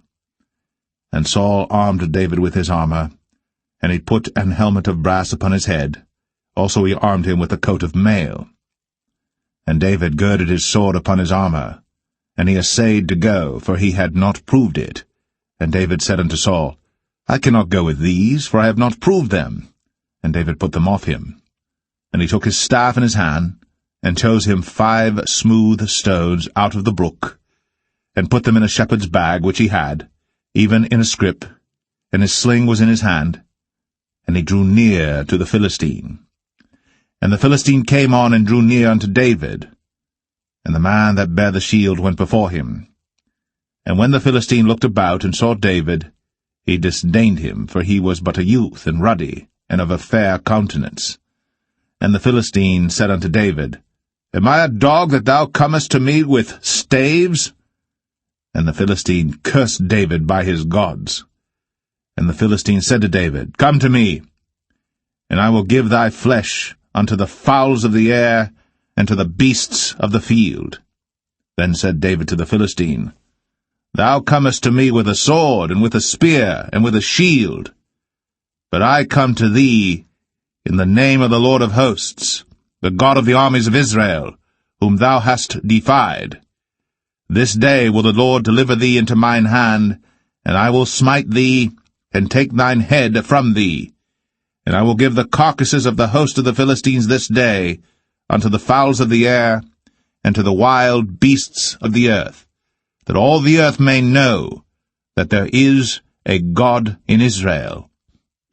And all this assembly shall know that the Lord saveth not with sword and spear, for the battle is the Lord's, and he will give you into our hands. And it came to pass, when the Philistine arose, and came and drew nigh to meet David, that David hasted, and ran toward the army to meet the Philistine. And David put his hand in his bag, and took thence a stone, and slang it, and smote the Philistine in his forehead, that the stone sunk into his forehead, and he fell upon his face to the earth. So David prevailed over the Philistine with a sling and with a stone, and smote the Philistine, and slew him. But there was no sword in the hand of David. Therefore David ran, and stood upon the Philistine, and took his sword, and drew it out of the sheath thereof, and slew him, and cut off his head therewith. And when the Philistines saw their champion was dead, they fled.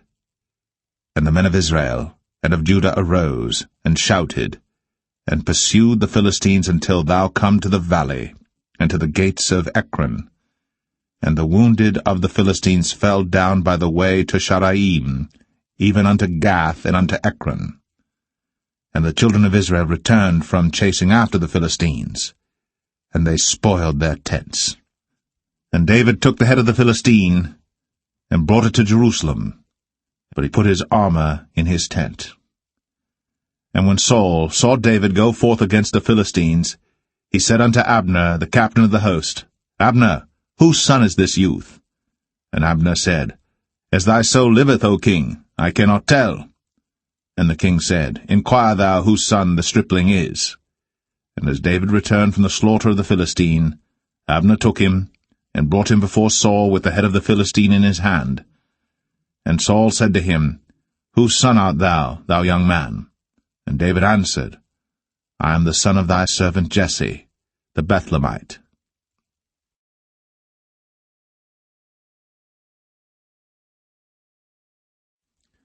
1 Samuel 18. And it came to pass, when he had made an end of speaking unto Saul, that the soul of Jonathan was knit with the soul of David, and Jonathan loved him as his own soul. And Saul took him that day, and would let him go no more home to his father's house. Then Jonathan and David made a covenant, because he loved him as his own soul. And Jonathan stripped himself of the robe that was upon him, and gave it to David, and his garments, even to his sword, and to his bow, and to his girdle. And David went out whithersoever Saul sent him, and behaved himself wisely. And Saul set him over the men of war, and he was accepted in the sight of all the people, and also in the sight of Saul's servants.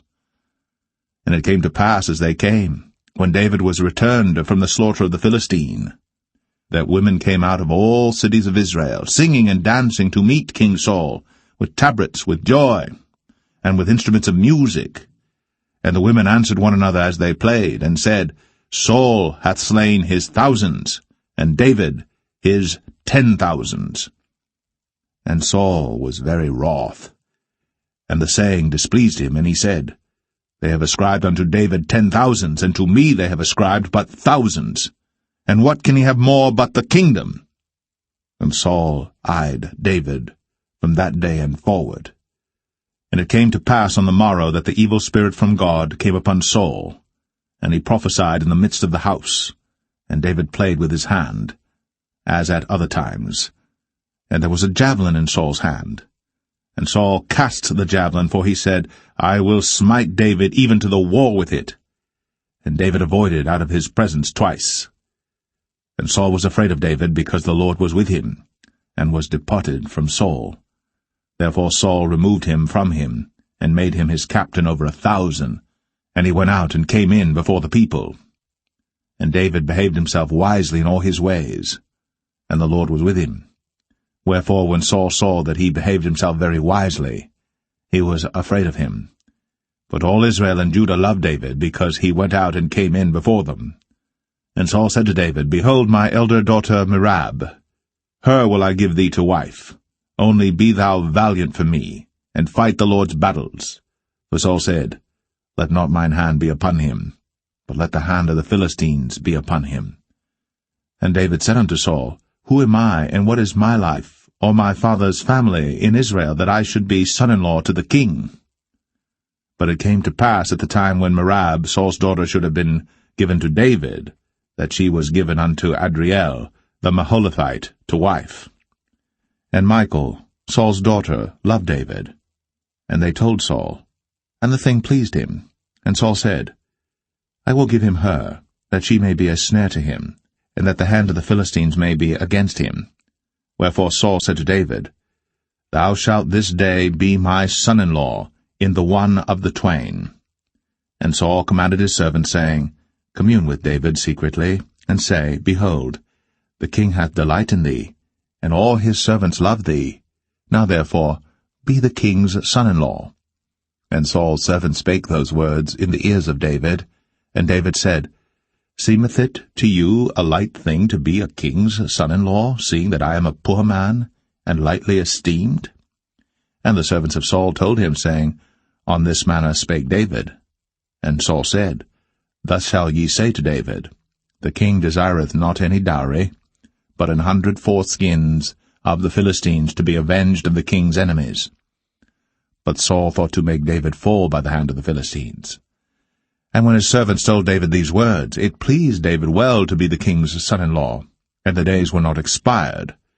Wherefore David arose, and went, he and his men, and slew of the Philistines 200 men. And David brought their foreskins, and they gave them in full tale to the king, that he might be the king's son-in-law. And Saul gave him Michal his daughter to wife. And Saul saw and knew that the Lord was with David, and that Michal, Saul's daughter, loved him. And Saul was yet the more afraid of David, and Saul became David's enemy continually. Then the princes of the Philistines went forth, and it came to pass after they went forth that David behaved himself more wisely than all the servants of Saul, so that his name was much set by.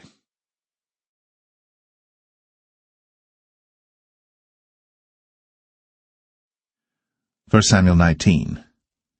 And Saul spake to Jonathan his son, and to all his servants, that they should kill David.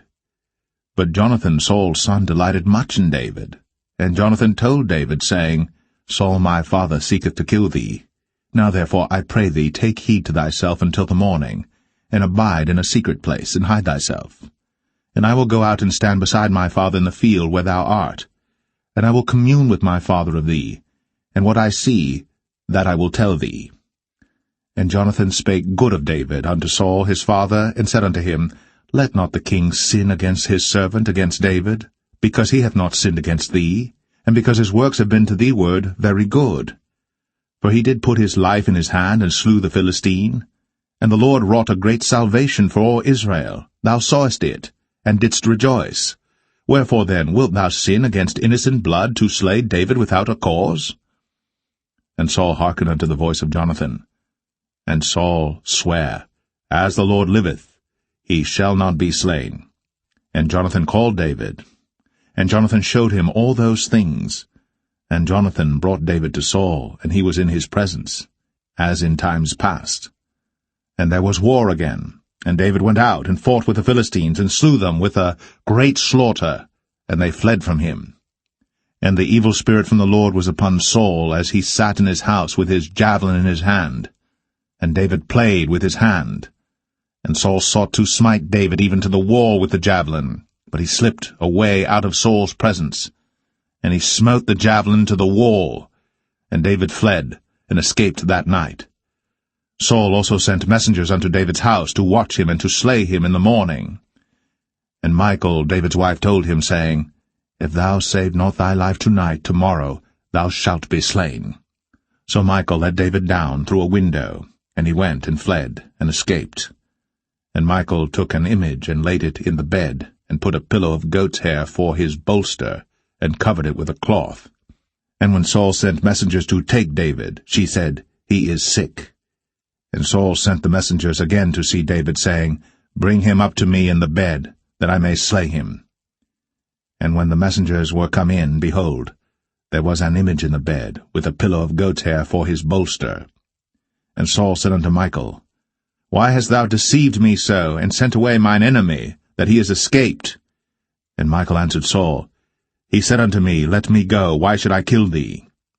So David fled, and escaped, and came to Samuel to Ramah, and told him all that Saul had done to him. And he and Samuel went, and dwelt in Naueth. And it was told Saul, saying, Behold, David is at Naueth in Ramah. And Saul sent messengers to take David. And when they saw the company of the prophets prophesying, and Samuel standing as appointed over them, the Spirit of God was upon the messengers of Saul, and they also prophesied. And when it was told Saul, he sent other messengers, and they prophesied likewise. And Saul sent messengers again the third time, and they prophesied also. Then went he also to Ramah, and came to a great well that is in Ch2. And he asked and said, Where are Samuel and David? And one said, Behold, they be at Naueth in Ramah. And he went thither to Naueth in Ramah. And the Spirit of God was upon him also. And he went on, and prophesied, until he came to Naueth in Ramah. And he stripped off his clothes also, and prophesied before Samuel in like manner, and lay down naked all that day, and all that night.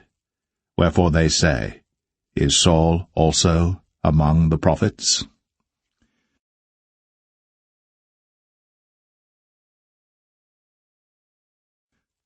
First Samuel 20. And David fled from Naueth in Ramah, and came and said before Jonathan, What have I done? What is mine iniquity? And what is my sin before thy father, that he seeketh my life? And he said unto him, God forbid, thou shalt not die. Behold, my father will do nothing either great or small, but that he will show it me. And why should my father hide this thing from me? It is not so.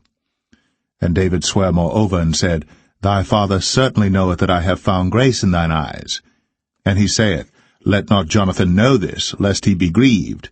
But truly as the Lord liveth, and as thy soul liveth, there is but a step between me and death. Then said Jonathan unto David, Whatsoever thy soul desireth, I will even do it for thee. And David said unto Jonathan, Behold, tomorrow is the new moon, and I should not fail to sit with the king at meat, but let me go, that I may hide myself in the field unto the third day at even. If thy father at all miss me, then say, David earnestly asked leave of me that he might run to Bethlehem his city, for there is a yearly sacrifice there for all the family. If he say thus, it is well, thy servant shall have peace. But if he be very wroth, then be sure that evil is determined by him. Therefore thou shalt deal kindly with thy servant, for thou hast brought thy servant into a covenant of the Lord with thee. Notwithstanding, if there be in me iniquity, slay me thyself. For why shouldest thou bring me to thy father? And Jonathan said, Far be it from thee, for if I knew certainly that evil were determined by my father to come upon thee, then would not I tell it thee? Then said David to Jonathan, Who shall tell me? Or what if thy father answer thee roughly? And Jonathan said unto David, Come, and let us go out into the field. And they went out, both of them, into the field.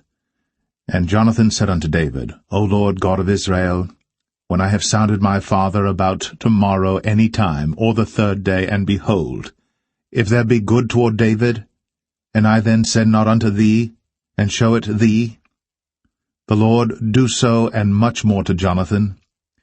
But if it please my father to do thee evil, then I will show it thee, and send thee away, that thou mayest go in peace, and the Lord be with thee, as he hath been with my father. And thou shalt not only while yet I live show me the kindness of the Lord, that I die not. but also thou shalt not cut off thy kindness from my house forever. No, not when the Lord hath cut off the enemies of David every one from the face of the earth. So Jonathan made a covenant with the house of David, saying, Let the Lord even require it at the hand of David's enemies. And Jonathan caused David to swear again, because he loved him, for he loved him as he loved his own soul. Then Jonathan said to David, Tomorrow is the new moon, and thou shalt be missed, because thy seat will be empty. And when thou hast stayed 3 days, then thou shalt go down quickly, and come to the place where thou didst hide thyself when the business was in hand, and shalt remain by the stone Ezel. And I will shoot 3 arrows on the side thereof, as though I shot at a mark, and behold, I will send a lad, saying, Go, find out the arrows. If I expressly say unto the lad, Behold, the arrows are on this side of thee, take them, then come thou. For there is peace to thee, and no hurt, as the Lord liveth. But if I say thus unto the young man, Behold, the arrows are beyond thee, go thy way, for the Lord hath sent thee away. And as touching the matter which thou and I have spoken of, behold, the Lord be between thee and me forever. So David hid himself in the field. And when the new moon was come, the king sat him down to eat meat. And the king sat upon his seat as at other times, even upon a seat by the wall. And Jonathan arose, and Abner sat by Saul's side, and David's place was empty. Nevertheless Saul spake not anything that day, for he thought, Something hath befallen him. He is not clean. Surely he is not clean. And it came to pass on the morrow, which was the 2nd day of the month, that David's place was empty. And Saul said unto Jonathan his son, Wherefore cometh not the son of Jesse to meat, neither yesterday, nor today? And Jonathan answered Saul, David earnestly asked leave of me to go to Bethlehem. And he said, Let me go, I pray thee. For our family hath a sacrifice in the city, and my brother, he hath commanded me to be there. And now, if I have found favour in thine eyes, let me get away, I pray thee, and see my brethren. Therefore he cometh not unto the king's table. Then Saul's anger was kindled against Jonathan. And he said unto him, Thou son of the perverse, rebellious woman, do not I know that thou hast chosen the son of Jesse to thine own confusion, and unto the confusion of thy mother's nakedness? For as long as the son of Jesse liveth upon the ground, thou shalt not be established, nor thy kingdom. Wherefore, now send and fetch him unto me, for he shall surely die. And Jonathan answered Saul his father, and said unto him, Wherefore shall he be slain? What hath he done? And Saul cast a javelin at him to smite him, whereby Jonathan knew that it was determined of his father to slay David. So Jonathan arose from the table in fierce anger, and did eat no meat the 2nd day of the month, for he was grieved for David, because his father had done him shame. And it came to pass in the morning that Jonathan went out into the field at the time appointed with David, and a little lad with him. And he said unto his lad, Run, find out now the arrows which I shoot. And as the lad ran, he shot an arrow beyond him. And when the lad was come to the place of the arrow which Jonathan had shot, Jonathan cried after the lad, and said, Is not the arrow beyond thee? And Jonathan cried after the lad, Make speed, haste, stay not. And Jonathan's lad gathered up the arrows, and came to his master. But the lad knew not anything, only Jonathan and David knew the matter. And Jonathan gave his artillery unto his lad, and said unto him, Go, carry them to the city. And as soon as the lad was gone, David arose out of a place toward the south, and fell on his face to the ground, and bowed himself 3 times. And they kissed one another, and wept one with another, until David exceeded.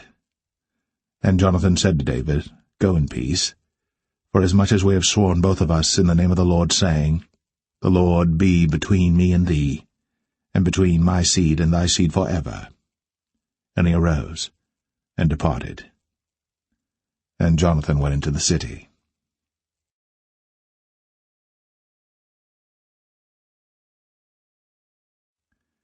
1 Samuel 21. Then came David to Nob, to Ahimelech the priest. And Ahimelech was afraid at the meeting of David, and said unto him, Why art thou alone, and no man with thee? And David said unto Ahimelech the priest, The king hath commanded me a business, and hath said unto me, Let no man know anything of the business whereabout I send thee, and what I have commanded thee. And I have appointed my servants to such and such a place. Now therefore, what is under thine hand? Give me 5 loaves of bread in mine hand, or what there is present. And the priest answered David and said, There is no common bread under mine hand, but there is hallowed bread, if the young men have kept themselves at least from women. And David answered the priest and said unto him, Of a truth, women have been kept from us, about these 3 days, since I came out. And the vessels of the young men are holy, and the bread is in a manner common, yea, though it was sanctified this day in the vessel. So the priests gave him hallowed bread, for there was no bread there but the showbread, that was taken from before the Lord, to put hot bread in the day when it was taken away. Now a certain man of the servants of Saul was there that day, detained before the Lord, and his name was Doeg, an Edomite, the chiefest of the herdmen that belonged to Saul. And David said unto Ahimelech, And is there not here under thine hand spear or sword? For I have neither brought my sword nor my weapons with me, because the king's business required haste. And the priest said, The sword of Goliath the Philistine, whom thou slewest in the valley of Elah, behold, it is here, wrapped in a cloth behind the ephod. If thou wilt take that, take it, for there is no other save that here. And David said, There is none like that, give it me. And David arose, and fled that day for fear of Saul, and went to Achish, the king of Gath. And the servants of Achish said unto him, Is not this David the king of the land? Did they not sing one to another of him in dances, saying, Saul hath slain his thousands, and David his 10,000s? And David laid up these words in his heart, and was sore afraid of Achish, the king of Gath. And he changed his behavior before them, and feigned himself mad in their hands, and scrabbled on the doors of the gate, and let his spittle fall down upon his beard. Then said Achish unto his servants, Lo, ye see the man is mad. Wherefore then have ye brought him to me? Have I need of madmen, that ye have brought this fellow to play the madman in my presence? Shall this fellow come into my house?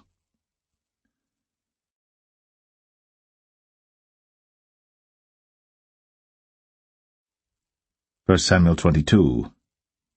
David therefore departed thence, and escaped to the cave Adullam. And when his brethren and all his father's house heard it, they went down thither to him. And every one that was in distress, and every one that was in debt, and every one that was discontented gathered themselves unto him. And he became a captain over them. And there were with him about 400 men. And David went thence to Mizpeh of Moab.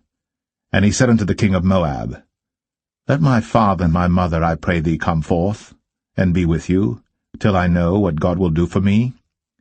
And he brought them before the king of Moab, and they dwelt with him all the while that David was in the hold. And the prophet Gad said unto David, Abide not in the hold, depart, and get thee into the land of Judah. Then David departed, and came into the forest of Hareth. When Saul heard that David was discovered, and the men that were with him. Now Saul abode in Gibeah under a tree in Ramah, having his spear in his hand, and all his servants were standing about him. Then Saul said unto his servants that stood about him, Hear now, ye Benjamites, will the son of Jesse give every one of you fields and vineyards, and make you all captains of thousands and captains of hundreds, that all of you have conspired against me? And there is none that showeth me that my son hath made a league with the son of Jesse. And there is none of you that is sorry for me, or showeth unto me that my son hath stirred up my servant against me, to lie in wait, as at this day. Then answered Doeg the Edomite, which was set over the servants of Saul, and said, I saw the son of Jesse coming to Nob, to Ahimelech, the son of Ahitub. And he inquired of the Lord for him, and gave him victuals, and gave him the sword of Goliath the Philistine. Then the king sent to call Ahimelech the priest, the son of Ahitub, and all his father's house, the priests that were in Nob, and they came all of them to the king. And Saul said, Hear now, thou son of Ahitub. And he answered, Here I am, my lord. And Saul said unto him, Why have ye conspired against me, thou and the son of Jesse, in that thou hast given him bread and a sword, and hast inquired of God for him, that he should rise against me to lie in wait, as at this day? Then Ahimelech answered the king, and said, And who is so faithful among all thy servants as David, which is the king's son-in-law, and goeth at thy bidding, and is honourable in thine house? Did I then begin to inquire of God for him? Be it far from me. Let not the king impute anything unto his servant, nor to all the house of my father, for thy servant knew nothing of all this, less or more. And the king said, Thou shalt surely die, Ahimelech, thou, and all thy father's house. And the king said unto the footmen that stood about him, Turn, and slay the priests of the Lord, because their hand also is with David, and because they knew when he fled, and did not show it to me. But the servants of the king would not put forth their hand to fall upon the priests of the Lord. And the king said to Doeg, Turn thou, and fall upon the priests. And Doeg the Edomite turned, and he fell upon the priests, and slew on that day 75 persons that did wear a linen ephod. And Nob, the city of the priests, smote he with the edge of the sword both men and women, children and sucklings, and oxen and asses, and sheep, with the edge of the sword. And one of the sons of Ahimelech, the son of Ahitub, named Abiathar, escaped, and fled after David. And Abiathar showed David that Saul had slain the Lord's priests. And David said unto Abiathar, I knew it that day when Doeg the Edomite was there, that he would surely tell Saul, I have occasioned the death of all the persons of thy father's house. Abide thou with me. Fear not, for he that seeketh my life seeketh thy life. But with me thou shalt be in safeguard.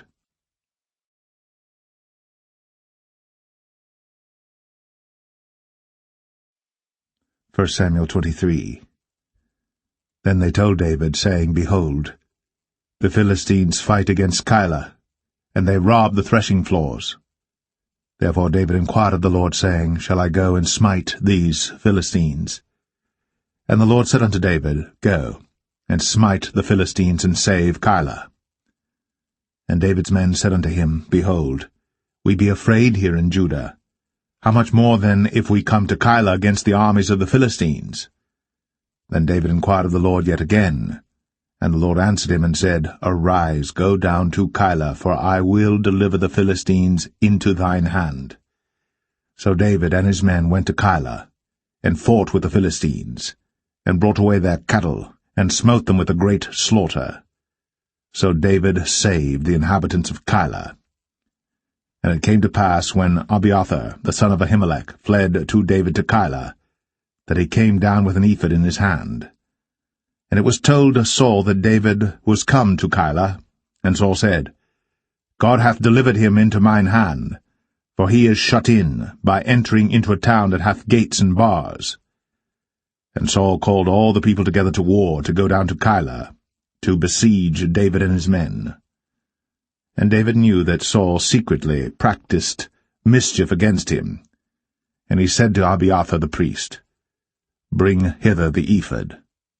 Then said David, O Lord God of Israel, Thy servant hath certainly heard that Saul seeketh to come to Keilah, to destroy the city for my sake.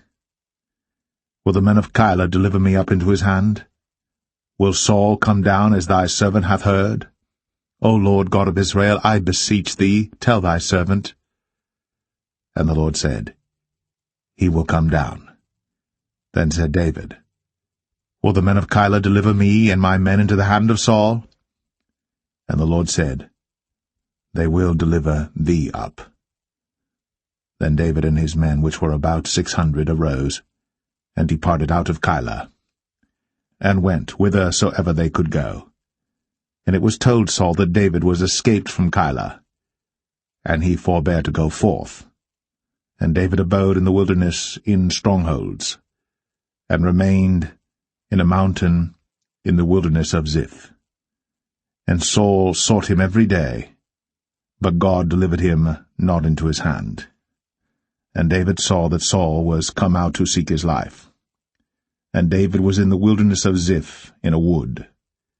And Jonathan, Saul's son, arose, and went to David into the wood, and strengthened his hand in God. And he said unto him, Fear not, for the hand of Saul my father shall not find thee, and thou shalt be king over Israel, and I shall be next unto thee, and that also Saul my father knoweth. And they two made a covenant before the Lord. And David abode in the wood, and Jonathan went to his house. Then came up the Ziphites to Saul to Gibeah, saying, Doth not David hide himself with us in strongholds in the wood, in the hill of Hachilah, which is on the south of Jeshimon? Now therefore, O king, come down according to all the desire of thy soul to come down, and our part shall be to deliver him into the king's hand. And Saul said, Blessed be ye of the Lord, for ye have compassion on me. Go, I pray you, prepare yet, and know and see his place where his haunt is, and who hath seen him there. For it is told me that he dealeth very subtly. See therefore, and take knowledge of all the lurking places where he hideth himself, and come ye again to me with the certainty, and I will go with you. And it shall come to pass, if he be in the land, that I will search him out throughout all the thousands of Judah. And they arose, and went to Ziph before Saul. But David and his men were in the wilderness of Maon, in the plain, on the south of Jeshimon. Saul also and his men went to seek him. And they told David, wherefore he came down into a rock, and abode in the wilderness of Maon. And when Saul heard that, he pursued after David in the wilderness of Maon. And Saul went on this side of the mountain, and David and his men on that side of the mountain. And David made haste to get away for fear of Saul. For Saul and his men compassed David and his men round about to take them. But there came a messenger unto Saul, saying, Haste thee, and come, for the Philistines have invaded the land. Wherefore Saul returned from pursuing after David, and went against the Philistines. Therefore they called that place Selah Hamalekoth. And David went up from thence, and dwelt in strongholds at En-gedi.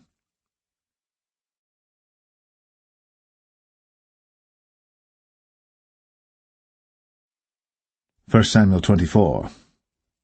And it came to pass, when Saul was returned from following the Philistines, that it was told him, saying, Behold, David is in the wilderness of En-gedi. Then Saul took 3,000 chosen men out of all Israel, and went to seek David and his men upon the rocks of the wild goats. And he came to the sheepcots by the way, where was a cave, and Saul went in to cover his feet, and David and his men remained in the sides of the cave. And the men of David said unto him, Behold the day of which the Lord said unto thee, Behold, I will deliver thine enemy into thine hand, that thou mayest do to him as it shall seem good unto thee. Then David arose, and cut off the skirt of Saul's robe privily. And it came to pass afterward that David's heart smote him, because he had cut off Saul's skirt. And he said unto his men, The Lord forbid that I should do this thing unto my master, the Lord's anointed, to stretch forth mine hand against him, seeing he is the anointed of the Lord. So David stayed his servants with these words, and suffered them not to rise against Saul. But Saul rose up out of the cave, and went on his way.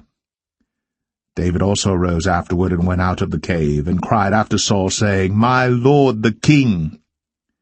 And when Saul looked behind him, David stooped with his face to the earth, and bowed himself. And David said to Saul, Wherefore hearest thou men's words, saying, Behold, David seeketh thy hurt? Behold, this day thine eyes have seen how that the Lord had delivered thee today into mine hand in the cave, and some bade me kill thee.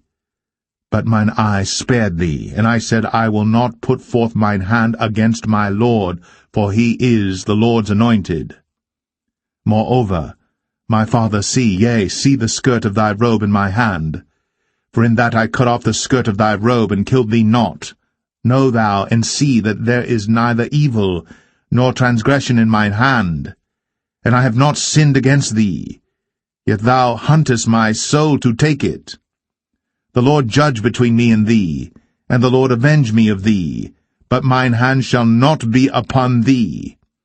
As saith the proverb of the ancients, Wickedness proceedeth from the wicked, but mine hand shall not be upon thee. After whom is the king of Israel come out? After whom dost thou pursue?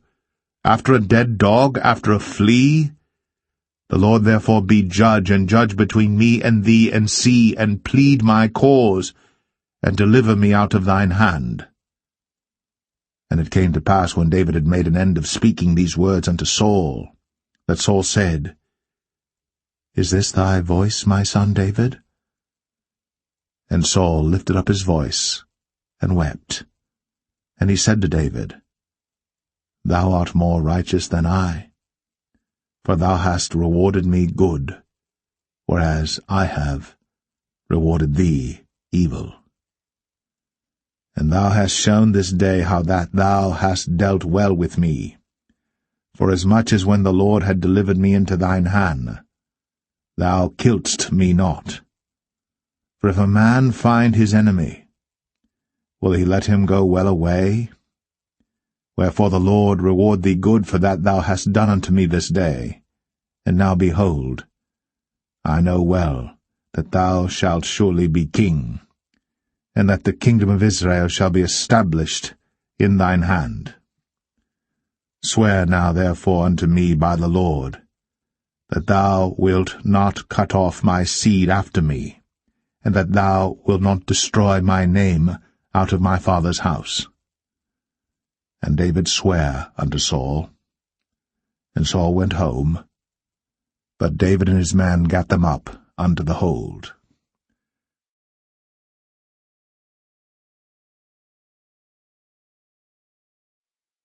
1 Samuel 25. And Samuel died, and all the Israelites were gathered together, and lamented him, and buried him in his house at Ramah. And David arose, and went down to the wilderness of Paran. And there was a man in Maon, whose possessions were in Carmel. And the man was very great. And he had 3,000 sheep and 1,000 goats. And he was shearing his sheep in Carmel. Now the name of the man was Nabal, and the name of his wife Abigail. And she was a woman of good understanding, and of a beautiful countenance. But the man was churlish, and evil in his doings, and he was of the house of Caleb. And David heard in the wilderness that Nabal did shear his sheep. And David sent out 10 young men, and David said unto the young men, Get you up to Carmel, and go to Nabal, and greet him in my name. And thus shall ye say to him that liveth in prosperity, Peace be both to thee, and peace be to thine house, and peace be unto all that thou hast. And now I have heard that thou hast shearers. Now thy shepherds which were with us, we hurt them not, neither was there aught missing unto them all the while they were in Carmel. Ask thy young men, and they will show thee. Wherefore let the young men find favor in thine eyes. For we come in a good day. Give, I pray thee, whatsoever cometh to thine hand unto thy servants, and to thy son David. And when David's young men came, they spake to Nabal according to all those words in the name of David, and ceased. And Nabal answered David's servants, and said, Who is David? And who is the son of Jesse? There be many servants nowadays that break away every man from his master. Shall I then take my bread and my water and my flesh that I have killed for my shearers, and give it unto men whom I know not whence they be? So David's young men turned their way, and went again, and came and told him all those sayings. And David said unto his men, Gird ye on every man his sword. And they girded on every man his sword. And David also girded on his sword. And there went up after David about 400 men, and 200 abode by the stuff. But one of the young men told Abigail, Nabal's wife, saying, Behold, David sent messengers out of the wilderness to salute our master, and he railed on them. But the men were very good unto us, and we were not hurt, neither missed we any thing as long as we were conversant with them when we were in the fields. They were a wall unto us both by night and day. All the while we were with them keeping the sheep. Now therefore know and consider what thou wilt do, for evil is determined against our master, and against all his household. For he is such a son of Belial, that a man cannot speak to him. Then Abigail made haste, and took 200 loaves and 2 bottles of wine, and 5 sheep ready dressed, and 5 measures of parched corn, and 100 clusters of raisins, and 200 cakes of figs, and laid them on asses. And she said unto her servants, Go on before me, behold, I come after you. But she told not her husband Nabal. And it was so, as she rode on the ass, that she came down by the covert of the hill, and behold, David and his men came down against her, and she met them. Now David had said, Surely in vain have I kept all that this fellow hath in the wilderness, so that nothing was missed of all that pertained unto him. And he hath requited me evil for good. So, and more also do God unto the enemies of David, if I leave of all that pertain to him by the morning light any that pisseth against the wall. And when Abigail saw David, she hasted, and lighted off the ass, and fell before David on her face, and bowed herself to the ground, and fell at his feet, and said, Upon me, my lord, upon me let this iniquity be, and let thine handmaid, I pray thee, speak in thine audience, and hear the words of thine handmaid. Let not, my lord, I pray thee, regard this man of Belial, even Nabal. For as his name is, so is he. Nabal is his name, and folly is with him. But I, thine handmaid, saw not the young men of my lord, whom thou didst send. Now therefore, my lord, as the Lord liveth, and as thy soul liveth, seeing the Lord hath withholden thee from coming to shed blood, and from avenging thyself with thine own hand, now let thine enemies, and they that seek evil to my lord, be as Nabal. And now this blessing which thine handmaid hath brought unto my lord, let it even be given unto the young men that follow my lord. I pray thee, forgive the trespass of thine handmaid, for the Lord will certainly make my lord a sure house, because my lord fighteth the battles of the Lord, and evil hath not been found in thee all thy days. Yet a man is risen to pursue thee, and to seek thy soul. But the soul of my lord shall be bound in the bundle of life with the Lord thy God, and the souls of thine enemies. Them shall he sling out, as out of the middle of a sling.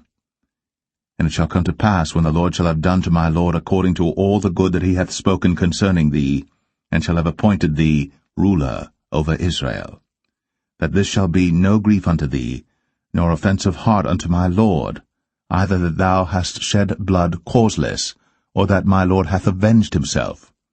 But when the Lord shall have dealt well with my lord, then remember thine handmaid. And David said to Abigail, Blessed be the Lord God of Israel, which sent thee this day to meet me. And blessed be thy advice, and blessed be thou, which hast kept me this day from coming to shed blood, and from avenging myself with mine own hand. For in very deed, as the Lord God of Israel liveth, which hath kept me back from hurting thee, except thou hadst hasted and come to meet me, surely there had not been left unto Nabal by the morning light any that pisseth against the wall. So David received of her hand that which she had brought him, and said unto her, Go up in peace to thine house. See, I have hearkened to thy voice, and have accepted thy person. And Abigail came to Nabal, and behold, he held a feast in his house, like the feast of a king. And Nabal's heart was merry within him, for he was very drunken. Wherefore she told him nothing, less or more, until the morning light. But it came to pass in the morning, when the wine was gone out of Nabal, and his wife had told him these things, that his heart died within him, and he became as a stone. And it came to pass about 10 days after, that the Lord smote Nabal, that he died. And when David heard that Nabal was dead, he said, Blessed be the Lord, that hath pleaded the cause of my reproach from the hand of Nabal, and hath kept his servant from evil. For the Lord hath returned the wickedness of Nabal upon his own head. And David sent and communed with Abigail, to take her to him to wife. And when the servants of David were come to Abigail to Carmel, they spake unto her, saying, David sent us unto thee, to take thee to him to wife. And she arose, and bowed herself on her face to the earth, and said, Behold, let thine handmaid be a servant to wash the feet of the servants of my lord. And Abigail hasted, and arose, and rode upon an ass, with 5 damsels of hers that went after her. And she went after the messengers of David, and became his wife. David also took Ahinoam of Jezreel, and they were also both of them his wives. But Saul had given Michal his daughter, David's wife, to Phalti, the son of Laish, which was of Galim.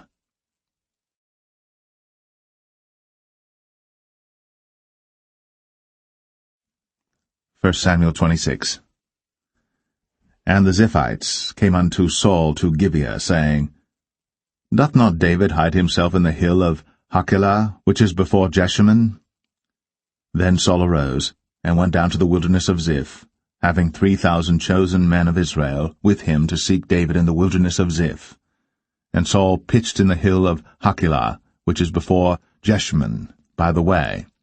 But David abode in the wilderness, and he saw that Saul came after him into the wilderness. David therefore sent out spies, and understood that Saul was come in very deed. And David arose, and came to the place where Saul had pitched. And David beheld the place where Saul lay, and Abner the son of Ner, the captain of his host. And Saul lay in the trench, and the people pitched round about him. Then answered David, and said to Ahimelech the Hittite, and to Abishai, the son of Zeruiah, brother to Joab, saying, Who will go down with me to Saul to the camp? And Abishai said, I will go down with thee. So David and Abishai came to the people by night, and behold, Saul lay sleeping within the trench, and his spear stuck in the ground at his bolster. But Abner and the people lay round about him. Then said Abishai to David, God hath delivered thine enemy into thine hand this day. Now therefore let me smite him, I pray thee, with the spear even to the earth at once, and I will not smite him the second time. And David said to Abishai, Destroy him not, for who can stretch forth his hand against the Lord's anointed, and be guiltless? David said furthermore, As the Lord liveth, the Lord shall smite him, or his day shall come to die, or he shall descend into battle and perish. The Lord forbid that I should stretch forth mine hand against the Lord's anointed. But I pray thee, take thou now the spear that is at his bolster, and the cruse of water, and let us go. So David took the spear and the cruse of water from Saul's bolster, and they gat them away, and no man saw it, nor knew it, neither awaked, for they were all asleep, because a deep sleep from the Lord was fallen upon them. Then David went over to the other side, and stood on the top of an hill afar off, a great space being between them.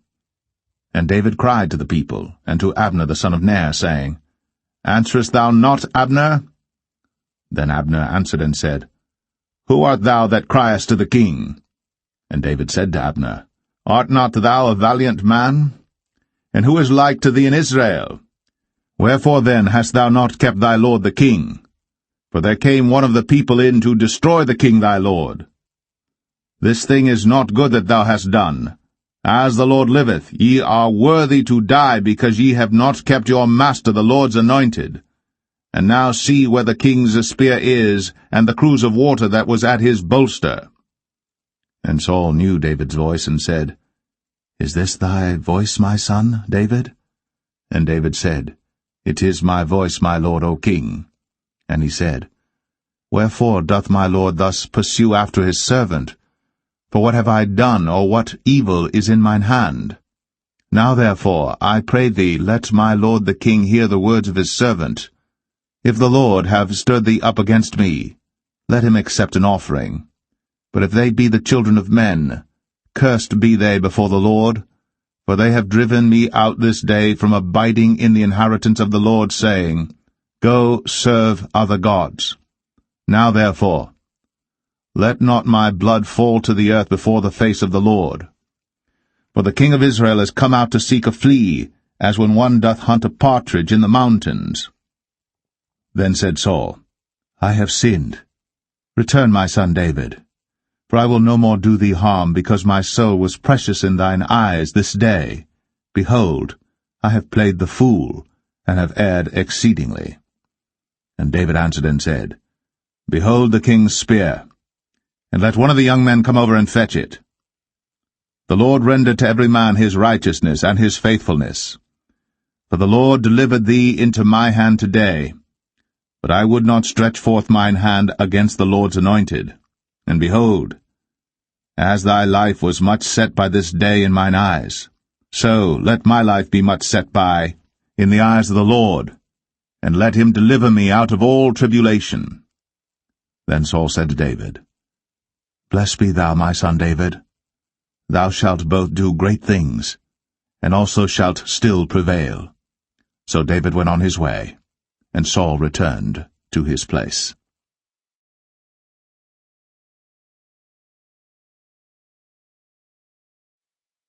1 Samuel 27. And David said in his heart, I shall now perish one day by the hand of Saul.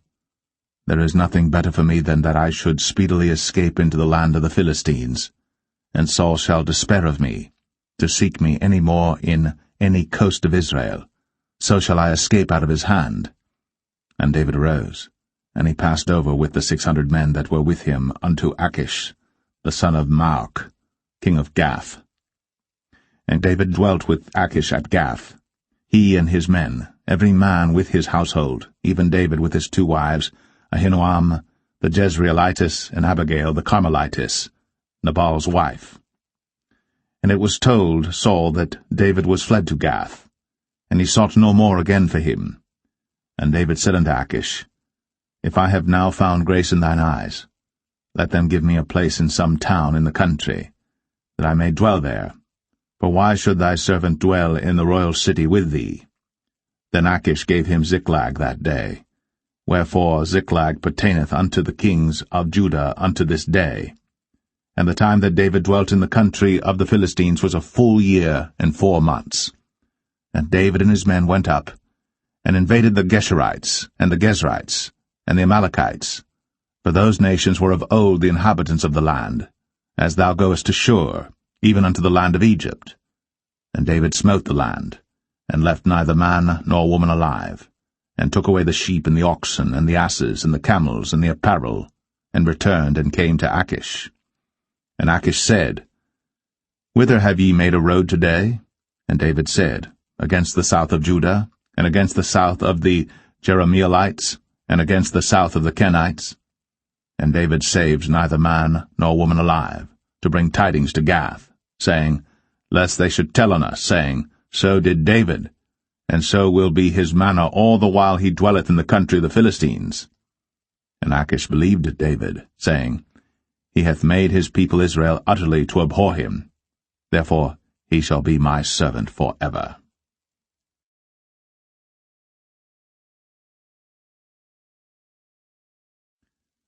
1 Samuel 28. And it came to pass in those days that the Philistines gathered their armies together for warfare, to fight with Israel. And Achish said unto David, Know thou assuredly that thou shalt go out with me to battle, thou and thy men. And David said to Achish, Surely thou shalt know what thy servant can do? And Achish said to David, Therefore will I make thee keeper of mine head for ever. Now Samuel was dead, and all Israel had lamented him and buried him in Ramah, even in his own city. And Saul had put away those that had familiar spirits, and the wizards out of the land. And the Philistines gathered themselves together, and came and pitched in Shunem. And Saul gathered all Israel together, and they pitched in Gilboa. And when Saul saw the host of the Philistines, he was afraid, and his heart greatly trembled.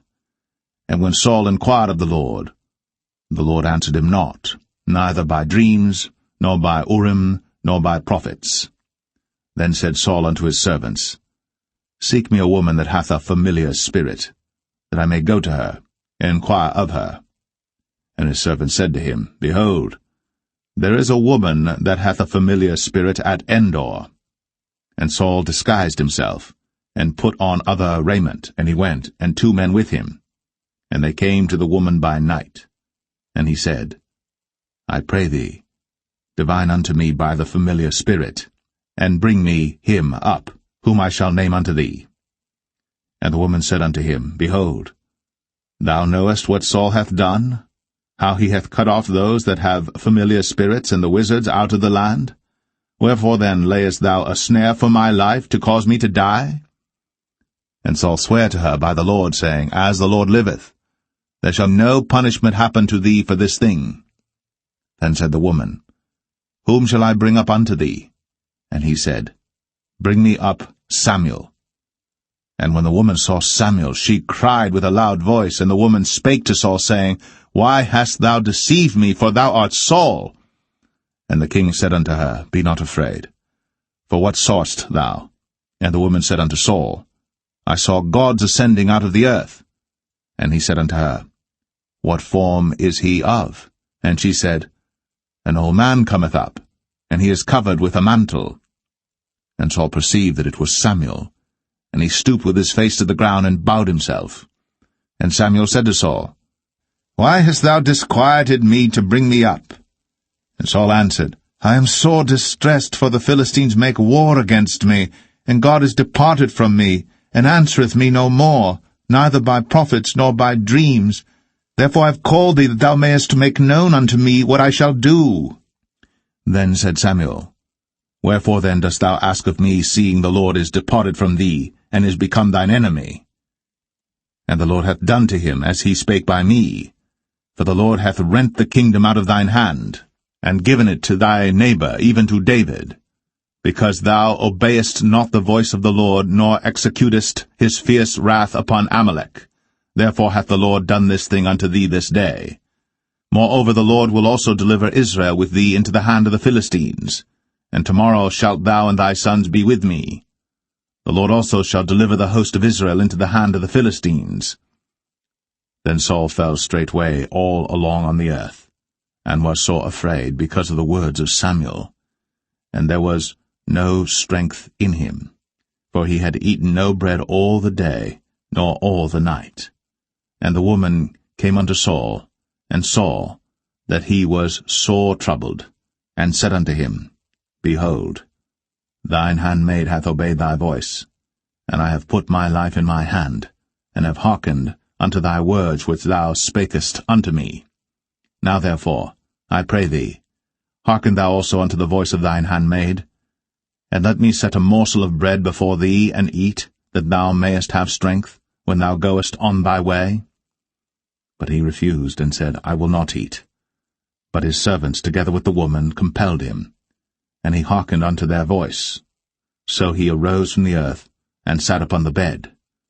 And the woman had a fat calf in the house, and she hasted and killed it, and took flour and kneaded it, and did bake unleavened bread thereof. And she brought it before Saul, and before his servants, and they did eat. Then they rose up, and went away that night.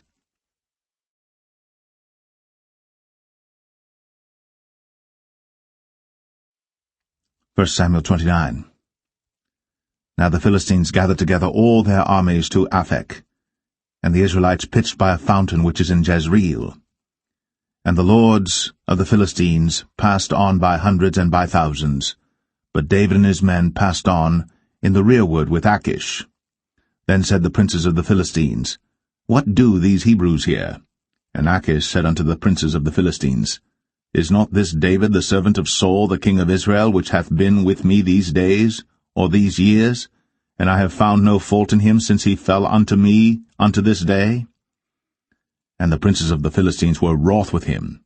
And the princes of the Philistines said unto him, Make this fellow return, that he may go again to his place, which thou hast appointed him. And let him not go down with us to battle, lest in the battle he be an adversary to us. For wherewith should he reconcile himself unto his master? should it not be with the heads of these men? Is not this David of whom they sang one to another in dances, saying, Saul slew his thousands, and David his 10,000s? Then Achish called David and said unto him, Surely as the Lord liveth, thou hast been upright, and thy going out and thy coming in with me in the host is good in my sight. For I have not found evil in thee since the day of thy coming unto me unto this day. Nevertheless the Lord's favour thee not. Wherefore now return and go in peace, that thou displease not the lords of the Philistines. And David said unto Achish, But what have I done? And what hast thou found in thy servant so long as I have been with thee unto this day, that I may not go fight against the enemies of my lord the king? And Achish answered and said to David, I know that thou art good in my sight, as an angel of God. Notwithstanding the princes of the Philistines have said, He shall not go up with us to the battle. Wherefore now rise up early in the morning with thy master's servants that are come with thee, and as soon as ye be up early in the morning and have light, depart. So David and his men rose up early to depart in the morning, to return into the land of the Philistines. And the Philistines went up to Jezreel.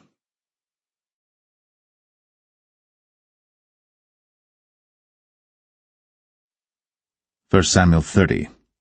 And it came to pass, when David and his men were come to Ziklag on the 3rd day, that the Amalekites had invaded the south and Ziklag, and smitten Ziklag, and burnt it with fire, and had taken the women captives that were therein.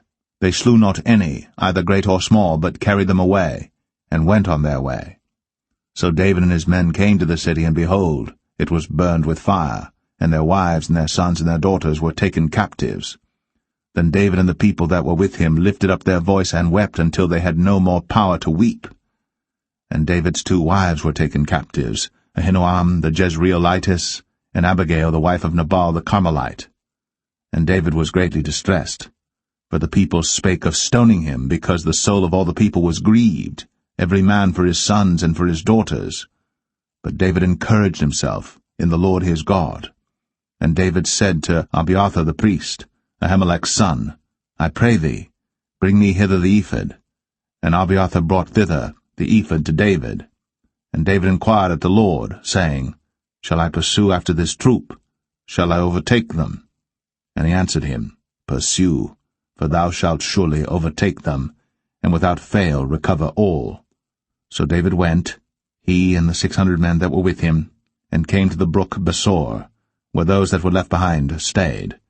But David pursued, he and 400 men, for 200 abode behind, which were so faint that they could not go over the brook Besor. And they found an Egyptian in the field, and brought him to David, and gave him bread, and he did eat, and they made him drink water. And they gave him a piece of a cake of figs, and 2 clusters of raisins.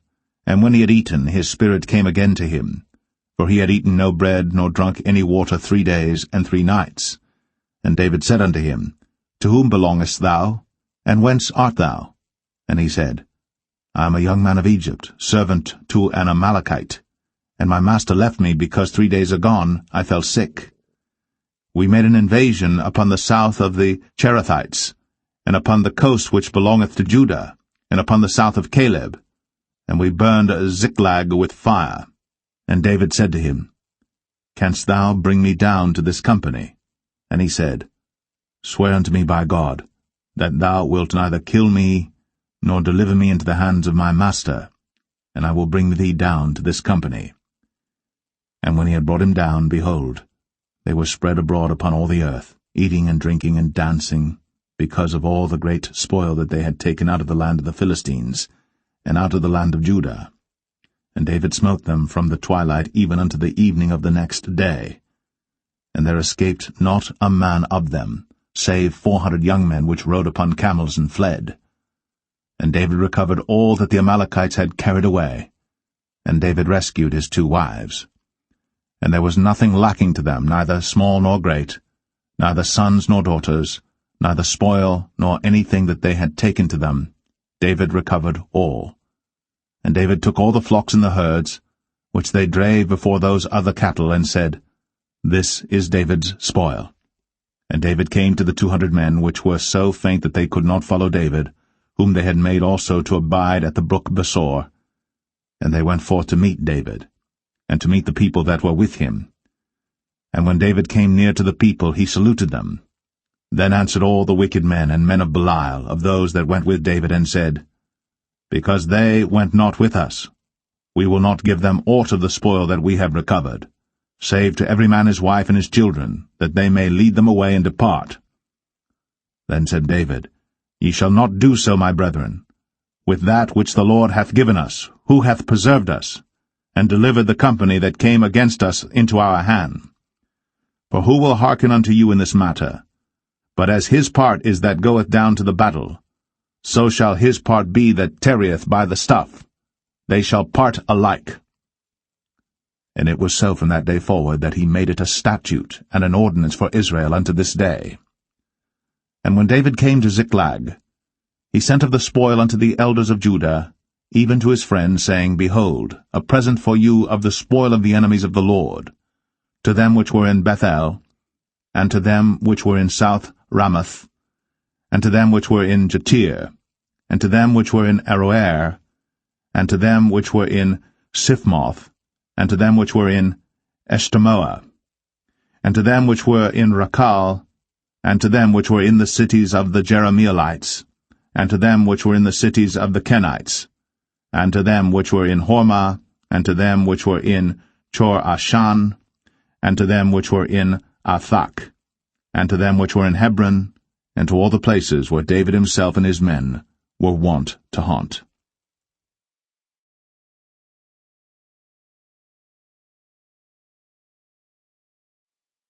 First Samuel 31. Now the Philistines fought against Israel, and the men of Israel fled from before the Philistines, and fell down slain in Mount Gilboa. And the Philistines followed hard upon Saul and upon his sons.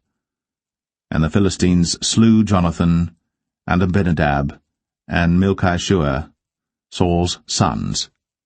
And the battle went sore against Saul, and the archers hit him, and he was sore wounded of the archers.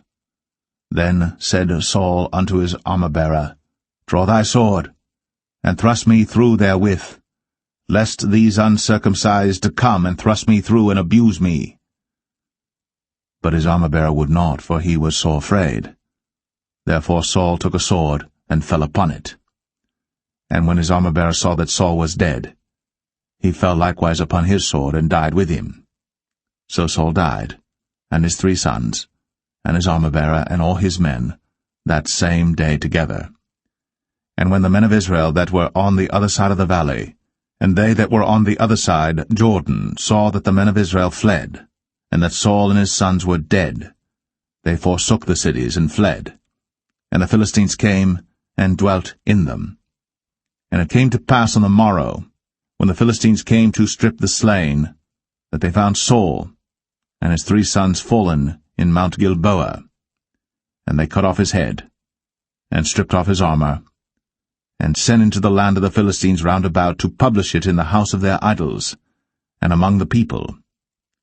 And they put his armor in the house of Ashtoreth, and they fastened his body to the wall of Bethshan.